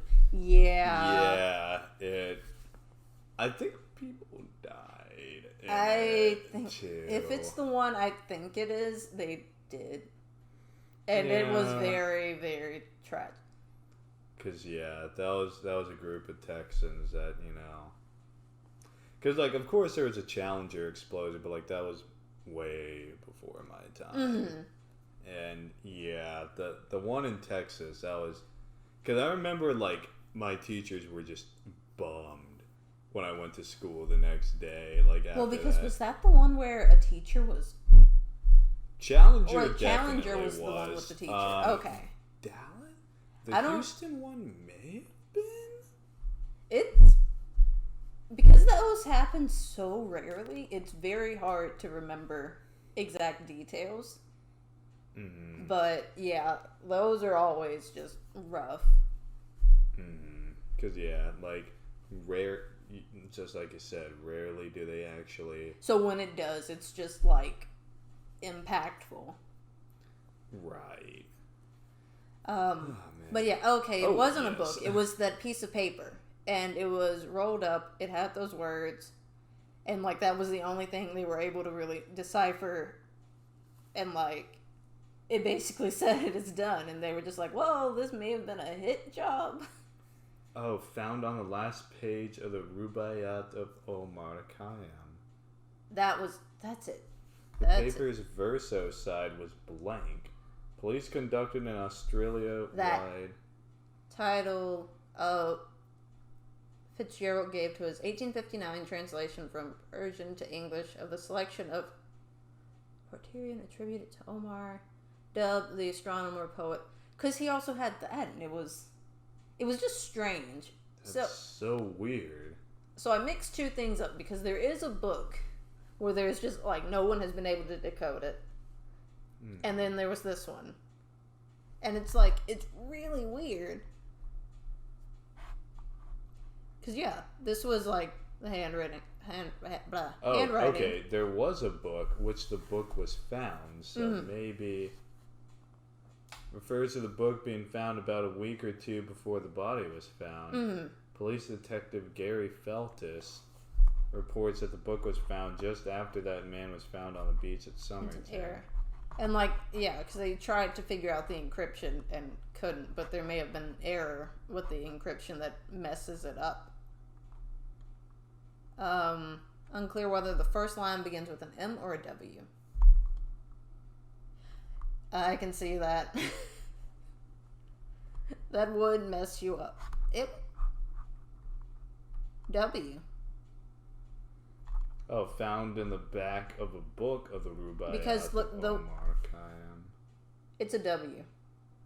Because of the way they write the M and the other line. And that's interesting because that's our alphabet with the character. There's not any weird like Cyrillic, Arabic, or... And I assume it's left to right, down top to bottom. You would assume. Right. Looks like an L. Telephone number also found in the back of the book, belonging to a nurse named Jessica Ellen Thompson, who lived there.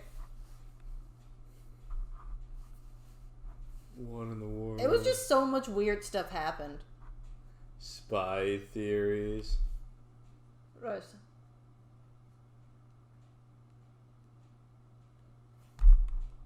And yeah, that was another thing because during like the 40s and 50s, like all the weird stuff would happen, and then people would just be like, "Is this a spy? We're gonna just say it was unidentified and questionable because we don't really know." Gosh. But yeah, it was just weird. Because I'm trying to think of other weird stuff like this.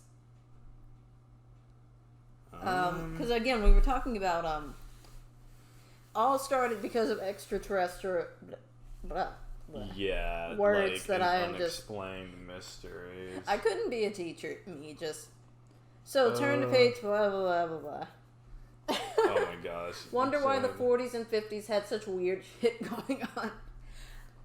Probably because like it was the end of World War II. True. World War II itself had so much weird, stupid things. It did. Like, the United States Army literally had a plan, or the Navy, where they would, like, weaponize dolphins to, like, search for... Well, I believe they've actually done that in Russia. Successfully. Because... Or it's not dolphins. It's the whales. You know, the little cute whales? Oh, like the manatees or whatever? Or... It's not a manatee. A manatee is not a whale. You fool.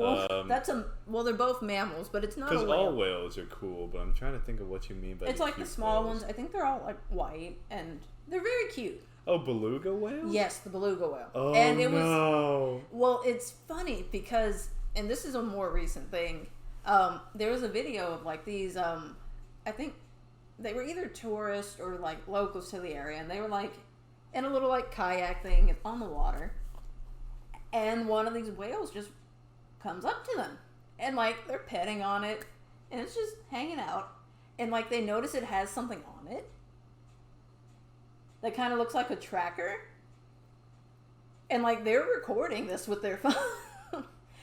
and it's not like, you know, Loch Ness Monster or like Bigfoot where it's, oh my gosh, I don't remember how to hold my phone. Oh no. Every time. It's literally, oh my gosh, a whale. It's cute and it's letting me pet it. Let me perfectly just angle. Yeah. And they notice that and they're like trying to like get that on camera, and then it eventually swims off. And that brought up the question of there was a time when we were trying to weaponize dolphins to use them to like for like the submarine stuff. Yeah, like clear minefields and depth charges and, well, you know. Yeah, so everyone was, and like of course it kind of just got written off as, oh, it's just like it was probably one scientist who were like tracking to like track the patterns, and that's why it was used to people. But it was very used to people. Because again, it was like a cat or like a dog. Because a cat wouldn't be as friendly. It was like a dog. No, and it was just one. Where it was just like, yay! People. And it was super cute, and like the people were loving it. They were confused, but they were just like, this is cool. Man, that's so adorable, dude. I'd love to have like a pet whale and just like. But yeah, so there was one thing where people were just like, but we tried it with dolphins, so I wouldn't be surprised if this was abandoned for us, but they didn't. Because, I mean, again, like, they had so much weird stuff go on, like during the World Wars and stuff, and like after. Because I know there was one thing where it was constantly like the UN. There's like a meme of the UN constantly telling Russia stop it. Like it was a disobedient toddler, like no. Well, no, it wasn't even like a disobedient toddler. It was like a toddler who likes to freaking draw on the wall, and you're just like, no, don't do that. Russia, what are you doing? Because it's like they try. Oh, that would need a big fish tank. That would be cute though. To have just a whale. Animal Crossing. But there was one time they were like working on a weapon that would create tsunamis. Russia is landlocked. So of course the UN was just like, stop. And so they were like, fine. And then they tried to make one that created earthquakes. And again, they're just like, stop it. Tesla also was working on an earthquake machine too, so who knows if they borrowed some of that research or had it developed or like but I think they got pretty far along, but we're testing it in there, and that's when everyone's just like, stop it. Yeah, but like the 40s and 50s was such a weird time. It because really was. Like, that was a completely different world. You had so many superpowers competing with each other, and like it was really the age when did the space race hit? I think 1947 or like 48. When did we get 47? Yeah, so that would have been around. Sputnik,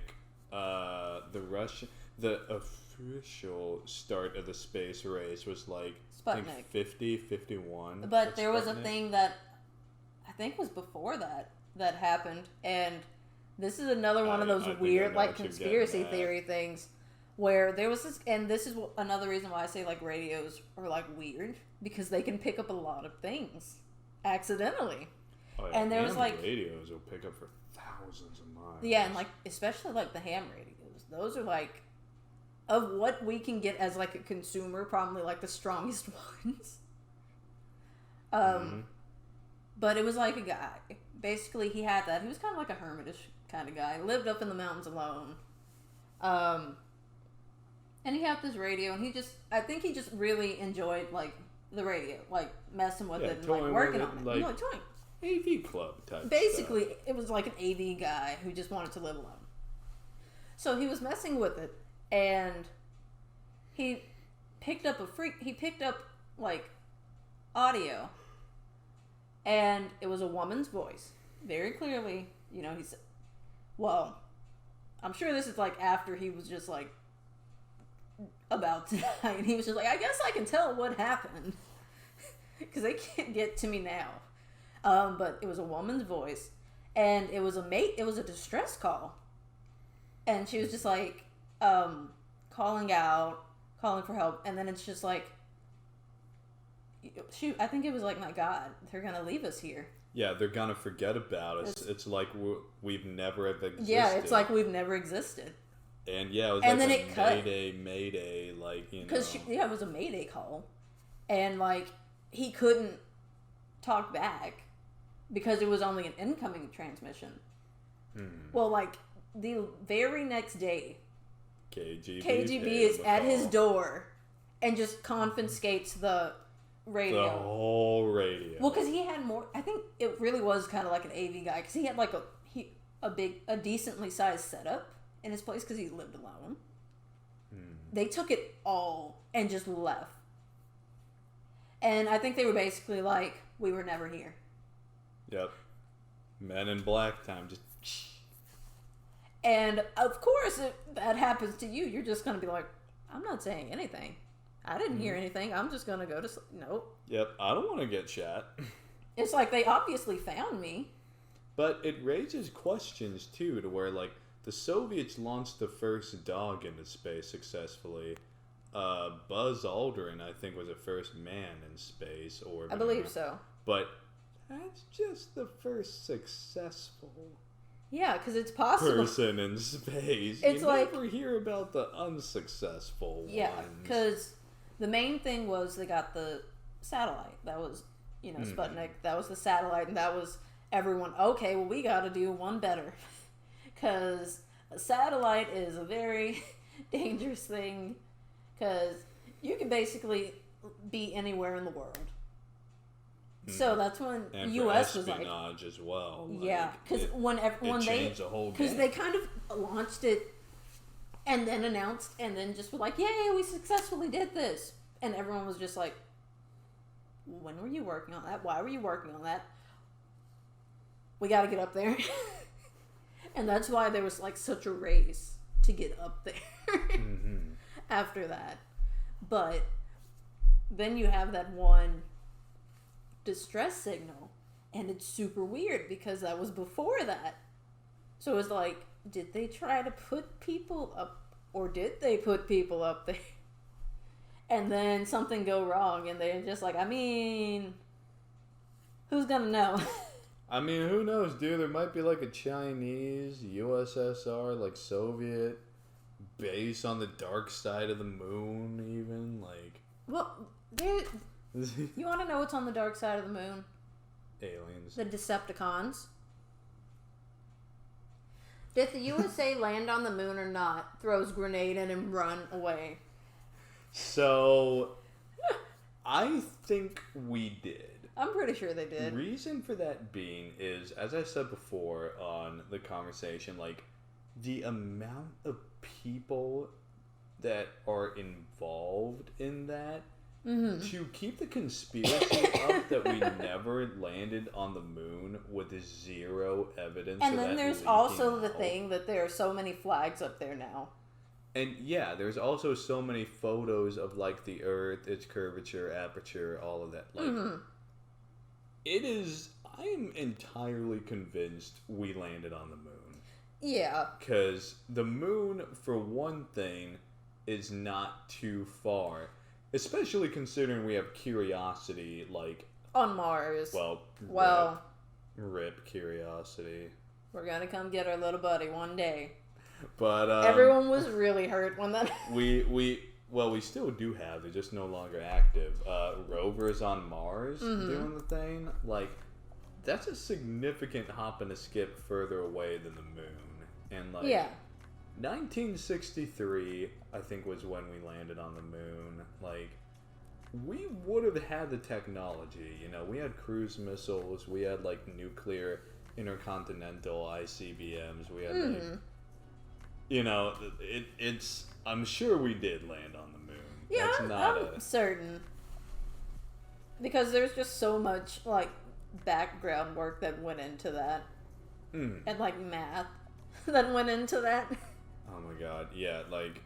I'm trying to remember... There was, like, a logbook of calculus going into landing on the moon that was, like, just dummy thick for this book. But yeah, so I think we did go, and yeah, I think we did. And it's like, the funny thing is, like, I feel like a lot of people, like, you know, oh, conspiracies, wow, but, like, some of them are really dumb when like, actual... There are. You know, quote-unquote things, like, for example, we never landed on the moon, or...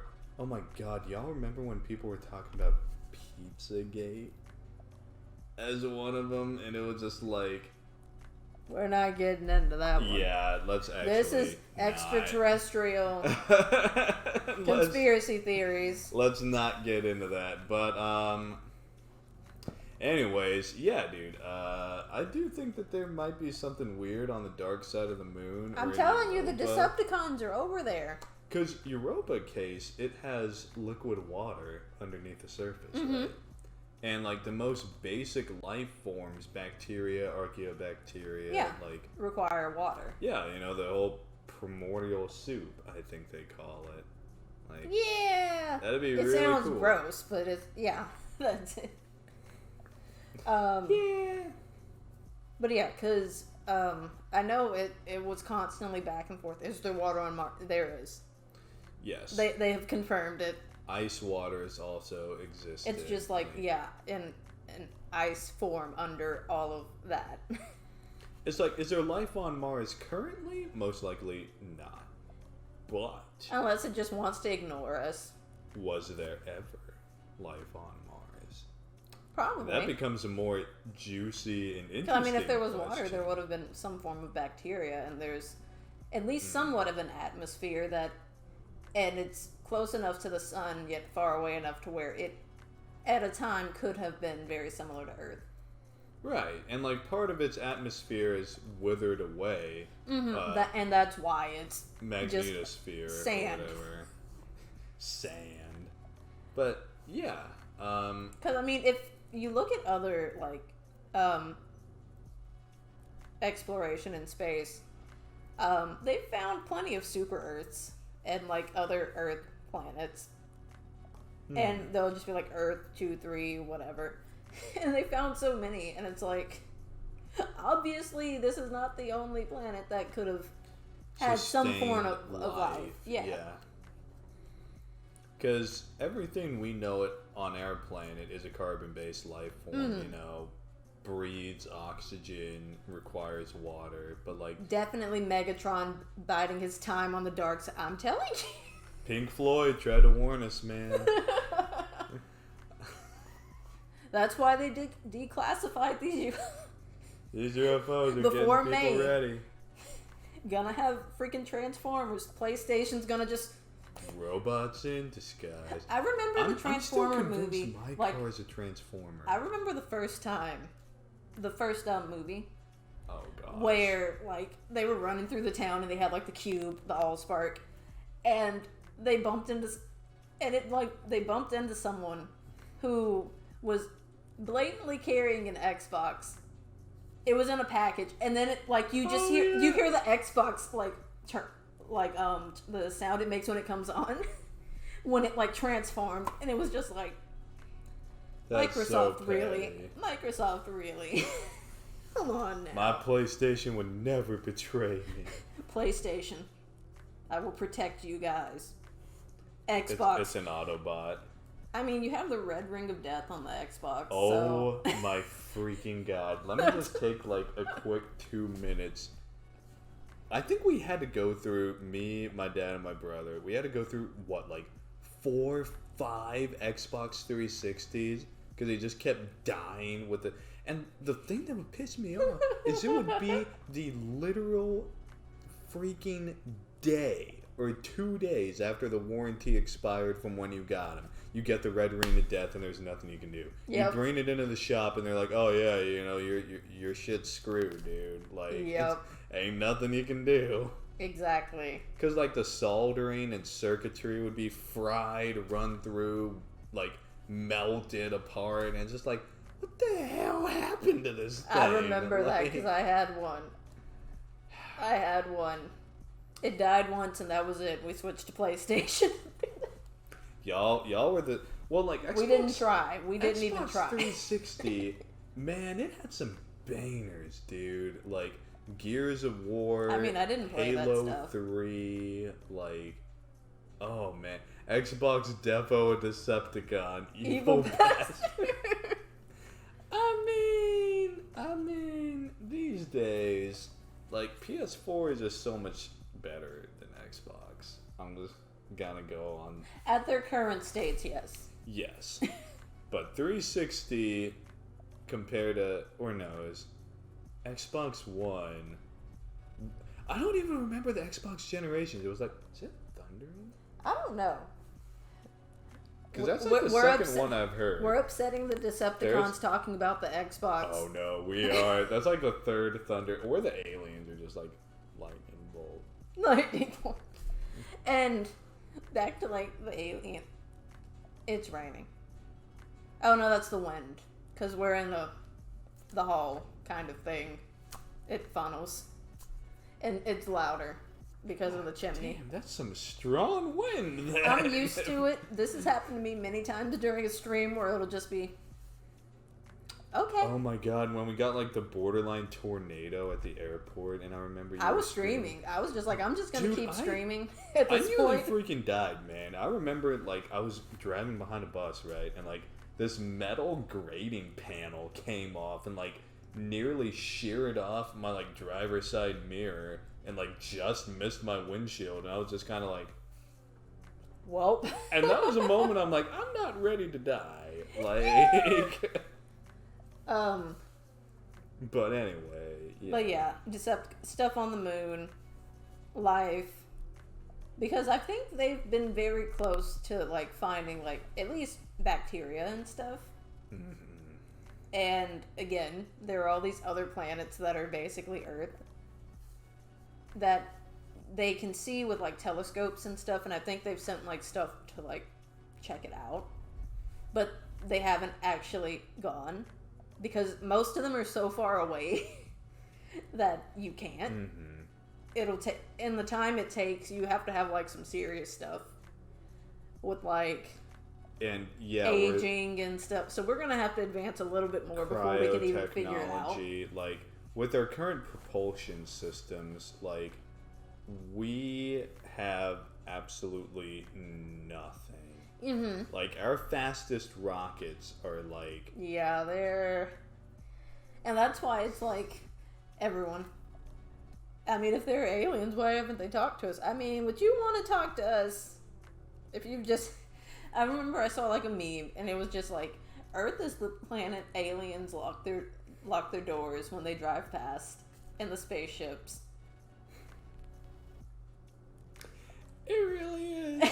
We're probably the ghetto on the galactic stage. All these other life forms, they're still just.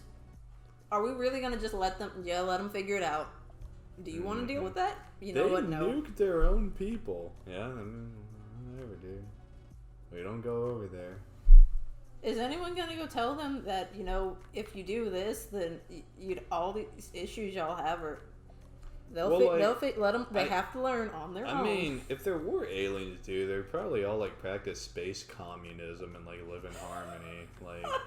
And there's just like a collective, like what was the thing in Star Trek, like the Galactic Federation. Yeah, the Federation, but like there was some code where you couldn't like, if a world was like feudal or primitive enough, you couldn't like directly influence them. Right, you couldn't directly. So I know it mentioned it in like the more recent one, Wrath of Khan, like the newer one that was like the remake, where they got in trouble because they hit the ship and like did something to try and like help like these people so that a volcano basically wouldn't go off, because it was a simple fix if you had the technology, and they didn't want like this everybody to die for no reason. Yeah. And, like, they got away, but when they flew off, they saw the ship, and so, like, it cuts, and you see them, like, drawing the ship. And, of course, they get in trouble for that, because they're just like, we are not supposed to make contact. I still firmly believe we've used the technology found from Roswell to develop our tech over the years since finding it, but slowly drip feed it to us so not to frighten. Yep. That makes a lot of sense, because like imagine like showcasing the internet to somebody from like the 1800s or even like 1920, which like you use a Wi-Fi signal to like send a video to somebody in France. Like they couldn't comprehend that. Telegram lines were still barely an understood technology. Yeah, I'm sure a lot of things they have kind of understood, like hence this whole like debriefing. Exactly. Exactly. Puppet says. Or like declassifying what we already knew and just being like, oh yeah, no, we did record this. Right. And it's just like, I mean, for one, we already knew. Two, why are you telling us now? Because we're in a very vulnerable place emotionally. Yeah, with coronavirus. You know. And like everything else that's been happening in 2020, then they're just like, declassified, here are UFOs. Well, everyone. The interesting thing, and I think this is the next logical step for technology, because like we basically have the cloud streaming services, like say, what was it? It wasn't Nokia. DualShock, I think it was, had a streaming service, Xbox X Cloud. Like you could have your phone theoretically, and you could attach it to a controller, stream direct from the cloud over a stable Wi-Fi connection, and you could play like Halo while looking at the screen on your phone. The phone thing. Or like, whatever single player, multiplayer game. Like, the next step I see technology going is not animatronics, augmentations. Like Dr. Octopus in Spider-Man. You have a prosthetic that has like a neural node in chip. Because our technology has rocketed since the supposed Roswell crash. Coincidence? Because, Roswell was what, 1947? I think, because that was Texas. I should know the exact... Or no, New Mexico. Or basically the same thing. Yeah. Texas New Mexico is just hood Texas. Them's fighting words. But yeah, because like, granted, the Manhattan Project happened in like 45 and a bunch of, relativity things leading up to that. But like, in terms of the digital sphere, like, computers were like the 50s, 60s, and had since rocketed in development. Yeah, they just increase exponentially every year. I'm not sure if it's too much like aliens and the whole like, or just an understanding and rebranding of technology, but like it would make sense. I mean, there are also a lot of things that we say we invented recently, but we didn't. It had already been invented before. Like, there was basically something, I think ancient Greece, and I mean, a lot of this was in like Greece and stuff back in like their ancient times. There was something that kind of resembled microchips. No one knows what they're for, but it basically has a similar kind of like structure, but with a different material. There was also the Baghdad batteries. Yeah, those. It was either Greek or Roman, like the flamethrowers. Greek, they were using white phosphorus flamethrowers, and it was essentially valve pressure. And then there was someone else was using basically an oil-based kind of flamethrower thing for the same purpose for like Navy fights or naval battles, because I mean, you can't really set a boat on fire because it's in water. They just have to, this if you put oil and then fire. Yeah, oil or napalm, it has its own fuel source. You put water on it, it's going to spread the fire. It just spreads it. Like, it was the most devastating weapons the Greeks had. And people don't really attribute like stuff like that to like these ancient civilizations, because they're just like, oh, they couldn't have done that. They couldn't have built the pyramids. Or like the weirdest thing, well, this is going back to, and I'd have to do more research on this because a lot of it you can't really find too much online, but like the pyramids have a weird thing where they kind of warp time around them. Like, it was thought they had like, because there's also the thing where the pyramids and like several other pyramid structures are like scattered around the world. And this is one of the reasons why people say the aliens had to have told them to do it. Because if they're just basically perfectly aligned with stars in the sky. In a constellation, I forget which constellation, but they're lined up like that. And then, like on the other side of the world, in I think the Mayan pyramids are also the same way. And so it's kind of like, we have the same structures, the basic structure, in completely different places that should not have been able to communicate this information to each other.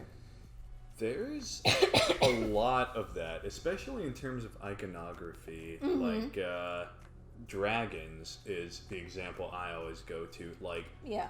Because in the periods that dragons are resembled in Portals, Puppet says. Sometimes, who knows? I know sometimes that's also maybe thrown Kingdom in. of the Crystal Skull got it right. I mean, but where I was going with it was like, take for example dragons in Japanese, European, and South American, Mesoamerican cultures. Like, Japan had no contact with the European world until the late 19th century with Commodore Matthew Perry. Now, they of course had contact with Mongols, other Asian empires, but it still wouldn't explain how dragons in Europe. Because dragons were also in other Asian cultures as well, so it can also, because they had contact, and that's why the writing is basically similar but not. And Europe, I suppose it could be determined that they walked, across Asia, the deserts, but Europe, Japan, neither of them would have been able to get to Mesoamerica until no one would have gotten to this one area. 13th century. And that's the biggest, because the iconography is so similar in the dragons. Scaly, serpent-like beings, that some of them breathe fire, some of them don't, but flying throughout the sky. And, of course, there's no, fossils of dragons or anything, but, there are fossils of dinosaurs. Yeah, there's fossils, of course, of dinosaurs, velociraptors, pterodactyls. There was even, I believe, a dinosaur, and I learned this from Animal Crossing, that was basically sort of like a pterodactyl. I thought it was a pterodactyl. And it's called Quetzalcoatl. Quetzalcoatl, yeah. And, because, we were in the little museum, and we were just like, well, wait a minute. And then you read the description, and it's thought that it would have had, because, again, people think the illustrations that we have of dinosaurs are very inaccurate because a lot of them would have had feathers. And so, it mentioned that it may have had, a plume, which ties into some mythologies of this dragon-like creature with the plume. With, a red plume. Gosh, I mean, and can you even imagine, and the other, because there are dragons for one iconography, and it's just so strange, because, a lot of times Dungeons and Dragons, big scary chickens, they really were. Yeah. Because, I mean, the T-Rex shares DNA with the chickens we have today. And, someone actually did a thing, they were if the people who found the fossils originally drew animal fossils, of animals that we know, how it would look, they wouldn't have been oh, this has fur, or this has that, because there's nothing there. They just would have basically drawn, skin. Because that's the assumption they had to make. That's starting to rumble. Weather. Oh, yeah. Isolated thunderstorms. It's just the fireplace making noise. But yeah, dinosaurs, a lot of them were just big, scary chickens. I'm gonna need you to calm down. Okay?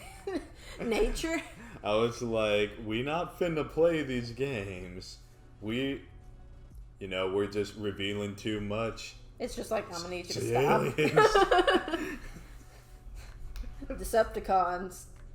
Oh my god, can you imagine it was throwing down lightning bolts, dark side of the moon, just what the heck?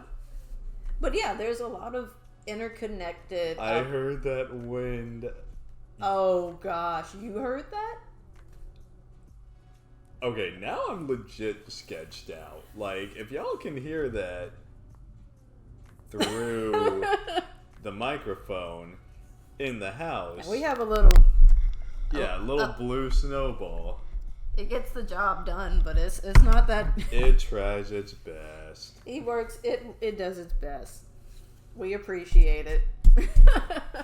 There you go, buddy. But yeah, there's a lot of stuff that interconnects across like cultures and stuff, and this is again one of the reasons why people are like, aliens did it. They were there. They were. I mean, maybe. Well, you see now It's now. It's like they have. Again, we're the ones they lock their door when they drive by. They have to check every so often. They're like, have they figured out the thing yet? It's just thunderstorms. I know. See, I'm used to this because when I stream, this happens like very often, and so I just headphones. Yeah, see, like it never happens in. Well, because you stream during the day, because you're a baby. Well, it worked with my schedule. I was playing Little Nightmares during this, and I was just sitting there like, I'm already on edge. I can't stop now. I think the scariest game I've played, Soma, is, as I've heard it so famously put, pants-shittingly terrifying. But Evil Within 2 was another terrifying one. Like when you had the little, I guess, bloofer lady is what I'll call her, and like levitating objects. Oh yeah, I remember watching you play that. Broad daylight, man. Yeah. Or Evil Within 1 when just Leatherface wannabe just chainsaws your leg and you're just, surprise sepsis wandering through the like. Yeah. Spooky. Yeah.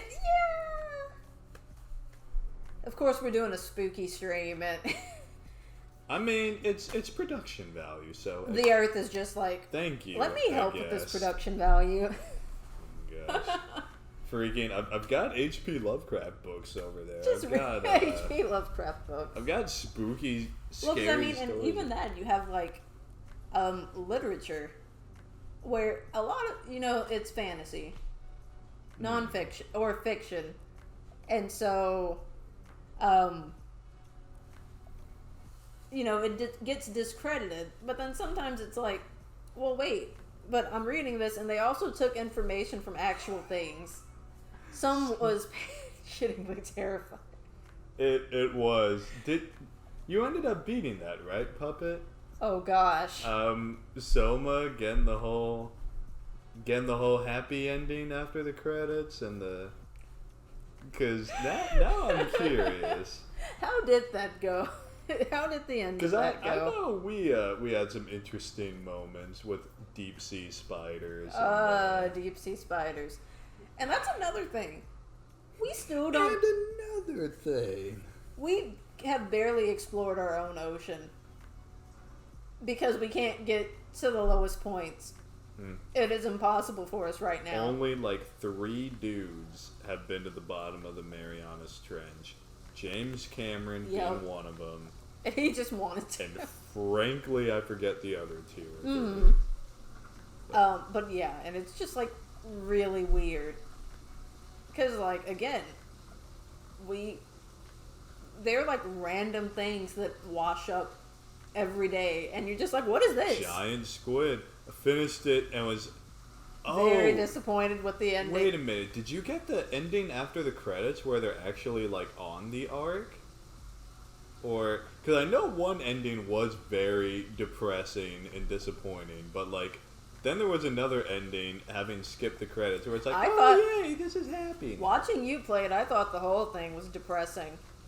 Oh, it kind of was, but the beautiful thing about it is it was like a very philosophical dive into like AI psychology, consciousness, and like what constitutes it. Because I mean, like the whole AI and consciousness thing is going to be something we're going to hit eventually in human history. Oh, absolutely! Like it's like that. It's one of the only logical things, because again, we have all these Earth-like planets that we can't explore.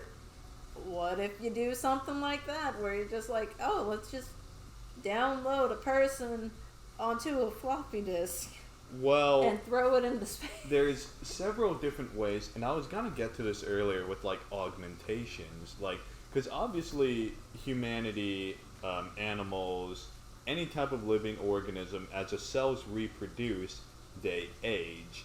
Thoroughly enjoy the fact that he got stranded. Then that crap sunny ending ruined it. You were disappointed with the sunny ending. It did. Oh, that was the part that I was like, yay, it's wholesome. I didn't think that was wholesome. That was awful. The sunny ending? Yeah. Because it's like, they just left multiple instances of yourself to just die. Horrible, tragic, lonely deaths. At least we killed most of them mercifully. But you're not real. I mean, but you're not. And that's the whole crux of the argument with Selma, is like, I was like, I mean, it's a version of myself, and some form of myself in humanity. But it's not the yourself on. that you know. Yes and no. Because like, they didn't get the realization that they were leaving behind instances of themselves. Like, that version did not get that information. True. The Simon on the Ark was not aware of that. He was not aware of that. Bliss. And it's basically, again, it's an ignorance is bliss kind of thing. I like the dark ending, love twisted shit. Right? Like, I think the dark ending was fine, honestly, from watching it. Okay. Because it's like, people have different opinions than me. Because, and here's the reason. Yeah, everyone is now in like this blissfully ignorant, just utopia, everything's perfect. You have everything you need, everything's perfect. Satellites go out. Meteors and like parts of asteroids get put into Earth's orbit all the time. We have like a trash heap of debris in space surrounding our, planet. That satellite is not going to be there forever. And then all of that just gets deleted when it can't work. So again, it's just gone. I mean, and then you have the dude on like the little like submarine area, science station, who just has to like die alone, silently. Again. Watching the freaking, what was it, the turd monsters looking for him? I love the movie. Oh, go ahead. I love the movie Seven for that exact I'm trying to remember that movie. Brad Pitt, Kevin Spacey, Morgan Freeman. They're detectives chasing the guy who killed people according to the 7 deadly sins. Wife's head in a box at the ending. What's in the box? Oh, yeah. God damn. Now I just imagine Nicolas Cage in place of Brad Pitt. What's in the box? A shark or something? Yikes. But yeah, it's like games and movies shouldn't feel the need to be like, okay, here's like this twist ending that like makes you question things to where, oh no, just kidding, it's happy, here you go. No, I absolutely understand. Well, no, I mean, I get that you understand, but it kind of became a cop-out because it's like you have this very powerful ending of him, saying to the lady, don't leave me alone. Yeah, immediately after it was like, you lied to me, Catherine! Like, screw all of this, I hate you! And then she's gone, and now he's truly alone. Yeah, and he's just like, Catherine, don't leave me here. And then it's just like, oh, you're trapped in the dark with things wanting to kill you. What's in the box? And it's like, it's also like a robot, so it won't naturally die. Yep. And it's just, dude, that's the most like horrible ending I can possibly imagine, though. Yep. Like, I would probably just off myself at that point. I mean, but you can't. Probably. Because you had to do it for everyone else. And so that's why that's such a powerful ending, because it's that realization. Yeah, if, we get to the point where we can have the technology to basically store our memories and store us onto, a USB drive, plug it into, a body or machine or something, uploaded it, and it's all good. That's not us. It's a copy that does not have the same experiences and memories, and therefore it is not you. Right, and like the way I see it is like at the end of the day, put down to like the molecular level of like, you know, molecules, electrons, protons, like it's all chemical impulses and electrical signals firing along neuron waves and impulses. They should have ended Soma before the credits, left us hanging. Yep. That would have been interesting too. But like, you know, I think AI, and I truly believe this, is like the next step in evolution, like synthetic life. Well, I wouldn't say evolution, because it wouldn't be evolution. Because it evolution, would be a creation. it's a creation rather than evolution. Because evolution is you go from, you know, walking on all fours to standing on two legs. Right. It's the same genetic thing, essentially, just developing into something. Once it becomes synthetic, it's no longer like the carbon doing the thing that makes it evolution. Right. And like, hence why everyone's creeped out by that one robot they have. Oh my gosh! That was they it let like get on Sophia Twitter. or something? That creeps a lot of people out. Well, it's a whole uncanny valley in Turing. And it's like, even if, because I think that one is still more of a robot, and so a lot of things are programmed, and it's sort of like that one website where like. Oh, Tay tweets. Well, not that. Oh, not it Tay tweets, but similar to that, where how it interacts with us is how it learns and how it responds. And like, I think at one point she was like, she wants citizenship, she wants a baby, and again, it keeps weirding people out because they're just like, stop it. Well, because people aren't comfortable, because like, empathy is a human emotion, right? Like, I can look at you, recognize you as human, but like, and Detroit become human. You played this, I played it off stream. We did. But like, you know, at what point does that would that extend to like an android or something? And that's the thing, not because strictly human, but has the emotions and empathic capability. And that's again, it becomes, at what point does it display? Because they did an experiment, and this is an actual experiment. They made a robot, and it was just like cute little robot, and they had people come on stage and like. They'd give it commands, and basically they were just playing with it. And, you know, it was talking with them and, like, you know, to ask questions. And then, like, the scientist would tell the person, tell it to shut itself off. Because it was, like, it would respond to you. And, like, there were some people who could just immediately... and it would basically say something along the lines of, I don't want to turn off. I don't want to go in the dark. It was something like that. And like, they did the experiment. They had like kids, like late age teenagers, and like adults of varying ages go up there and do this individually. And it was weird because, you know, they were just having a good time with it, and it was like it's like, you know, when you have like the little toy robots and they're like your little friend as a little kid.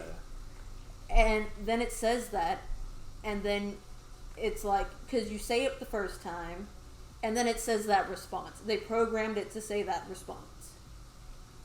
The first time you tell it to shut up, go ahead and shut down.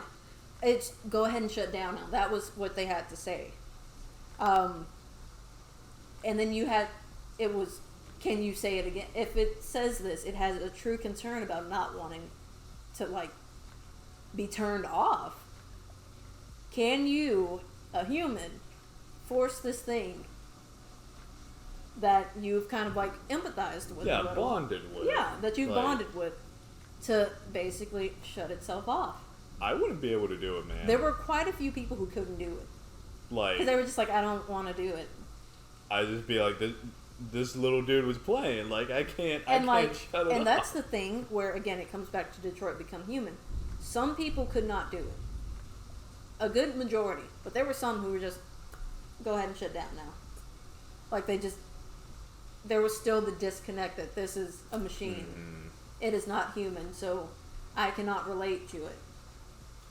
And that's where in Detroit you have, we are probably going to reach a point where we have technology, like some form of technological life that is like us.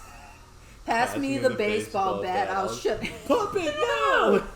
It's our buddy. No, that's a buddy. You can't do that. But we're going to reach a certain point where we have this technology that can emulate empathy. And or where it can form attachments to us and to other things like it. Mm-hmm. And then it becomes, once it's reached this level, because in Detroit it was just like the androids are just our servants, blah, blah, blah. Once it reaches this level, can you truly treat it as a machine still? Or do you have to accept the fact that history may be currently repeating itself? Well, it had a brilliant way of describing it too, because machines don't feel emotions. What it is like a confliction in its order and contradiction, and it causes stress. It's stress and anger human. Is a human emotion. Well, because the ones that were, the deviants were displaying an emotion. It was, you had the one where you find and you have to interrogate in the very beginning, and you do the research, you're the detective android, and it's you were getting, they were going to replace you, but you were so attached to this family and this child that he didn't want to be replaced, and so that's why he killed the dad, and and just panicked.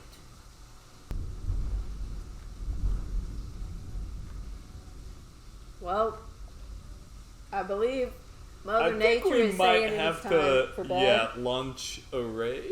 Or do something? It won't do it if it's thundering. If it disconnects. Thunderstorms are being obnoxious right now. So, thanks everyone for hanging out and stopping by. Thanks for the discussion, Angry Puppet. Really appreciate it. Absolutely. Hope we, wait, Pizza Guy Mike said. Oh, no! Okay, we'll see if it tapers off a little bit, because... We'll see. And, because, we're getting the rain. But that was just a bit of a scare, because it was boom, boom, boom, yeah. boom. Hey! Now you can go. Appreciate it. Storm bad, sub good. Subway eat flesh.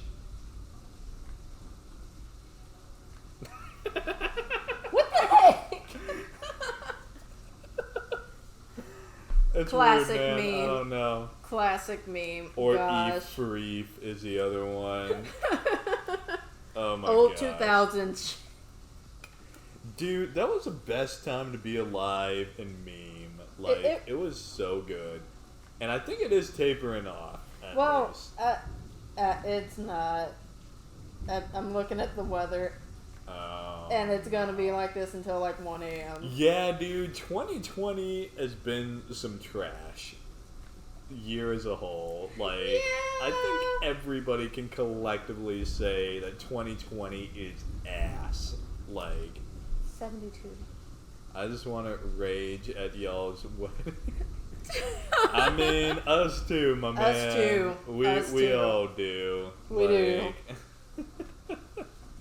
That is a universal. Oh yes, I'm a turn the up. Turn down for what? Stop it! No. Turn down for what? You're insane. Insane in the membrane. Insane in the brain. But alright, me go to sleep before storm kill. Yeah. Oh, Lord. Alright, so we're gonna go ahead and end the stream here. Appreciate everyone stopping by and hanging out. Appreciate that sub too, Pizza Guy. Appreciate the sub. And again, thanks guys. Sorry about the storm. All right, we will see everyone on Friday. Friday, see. All right, later. Bye.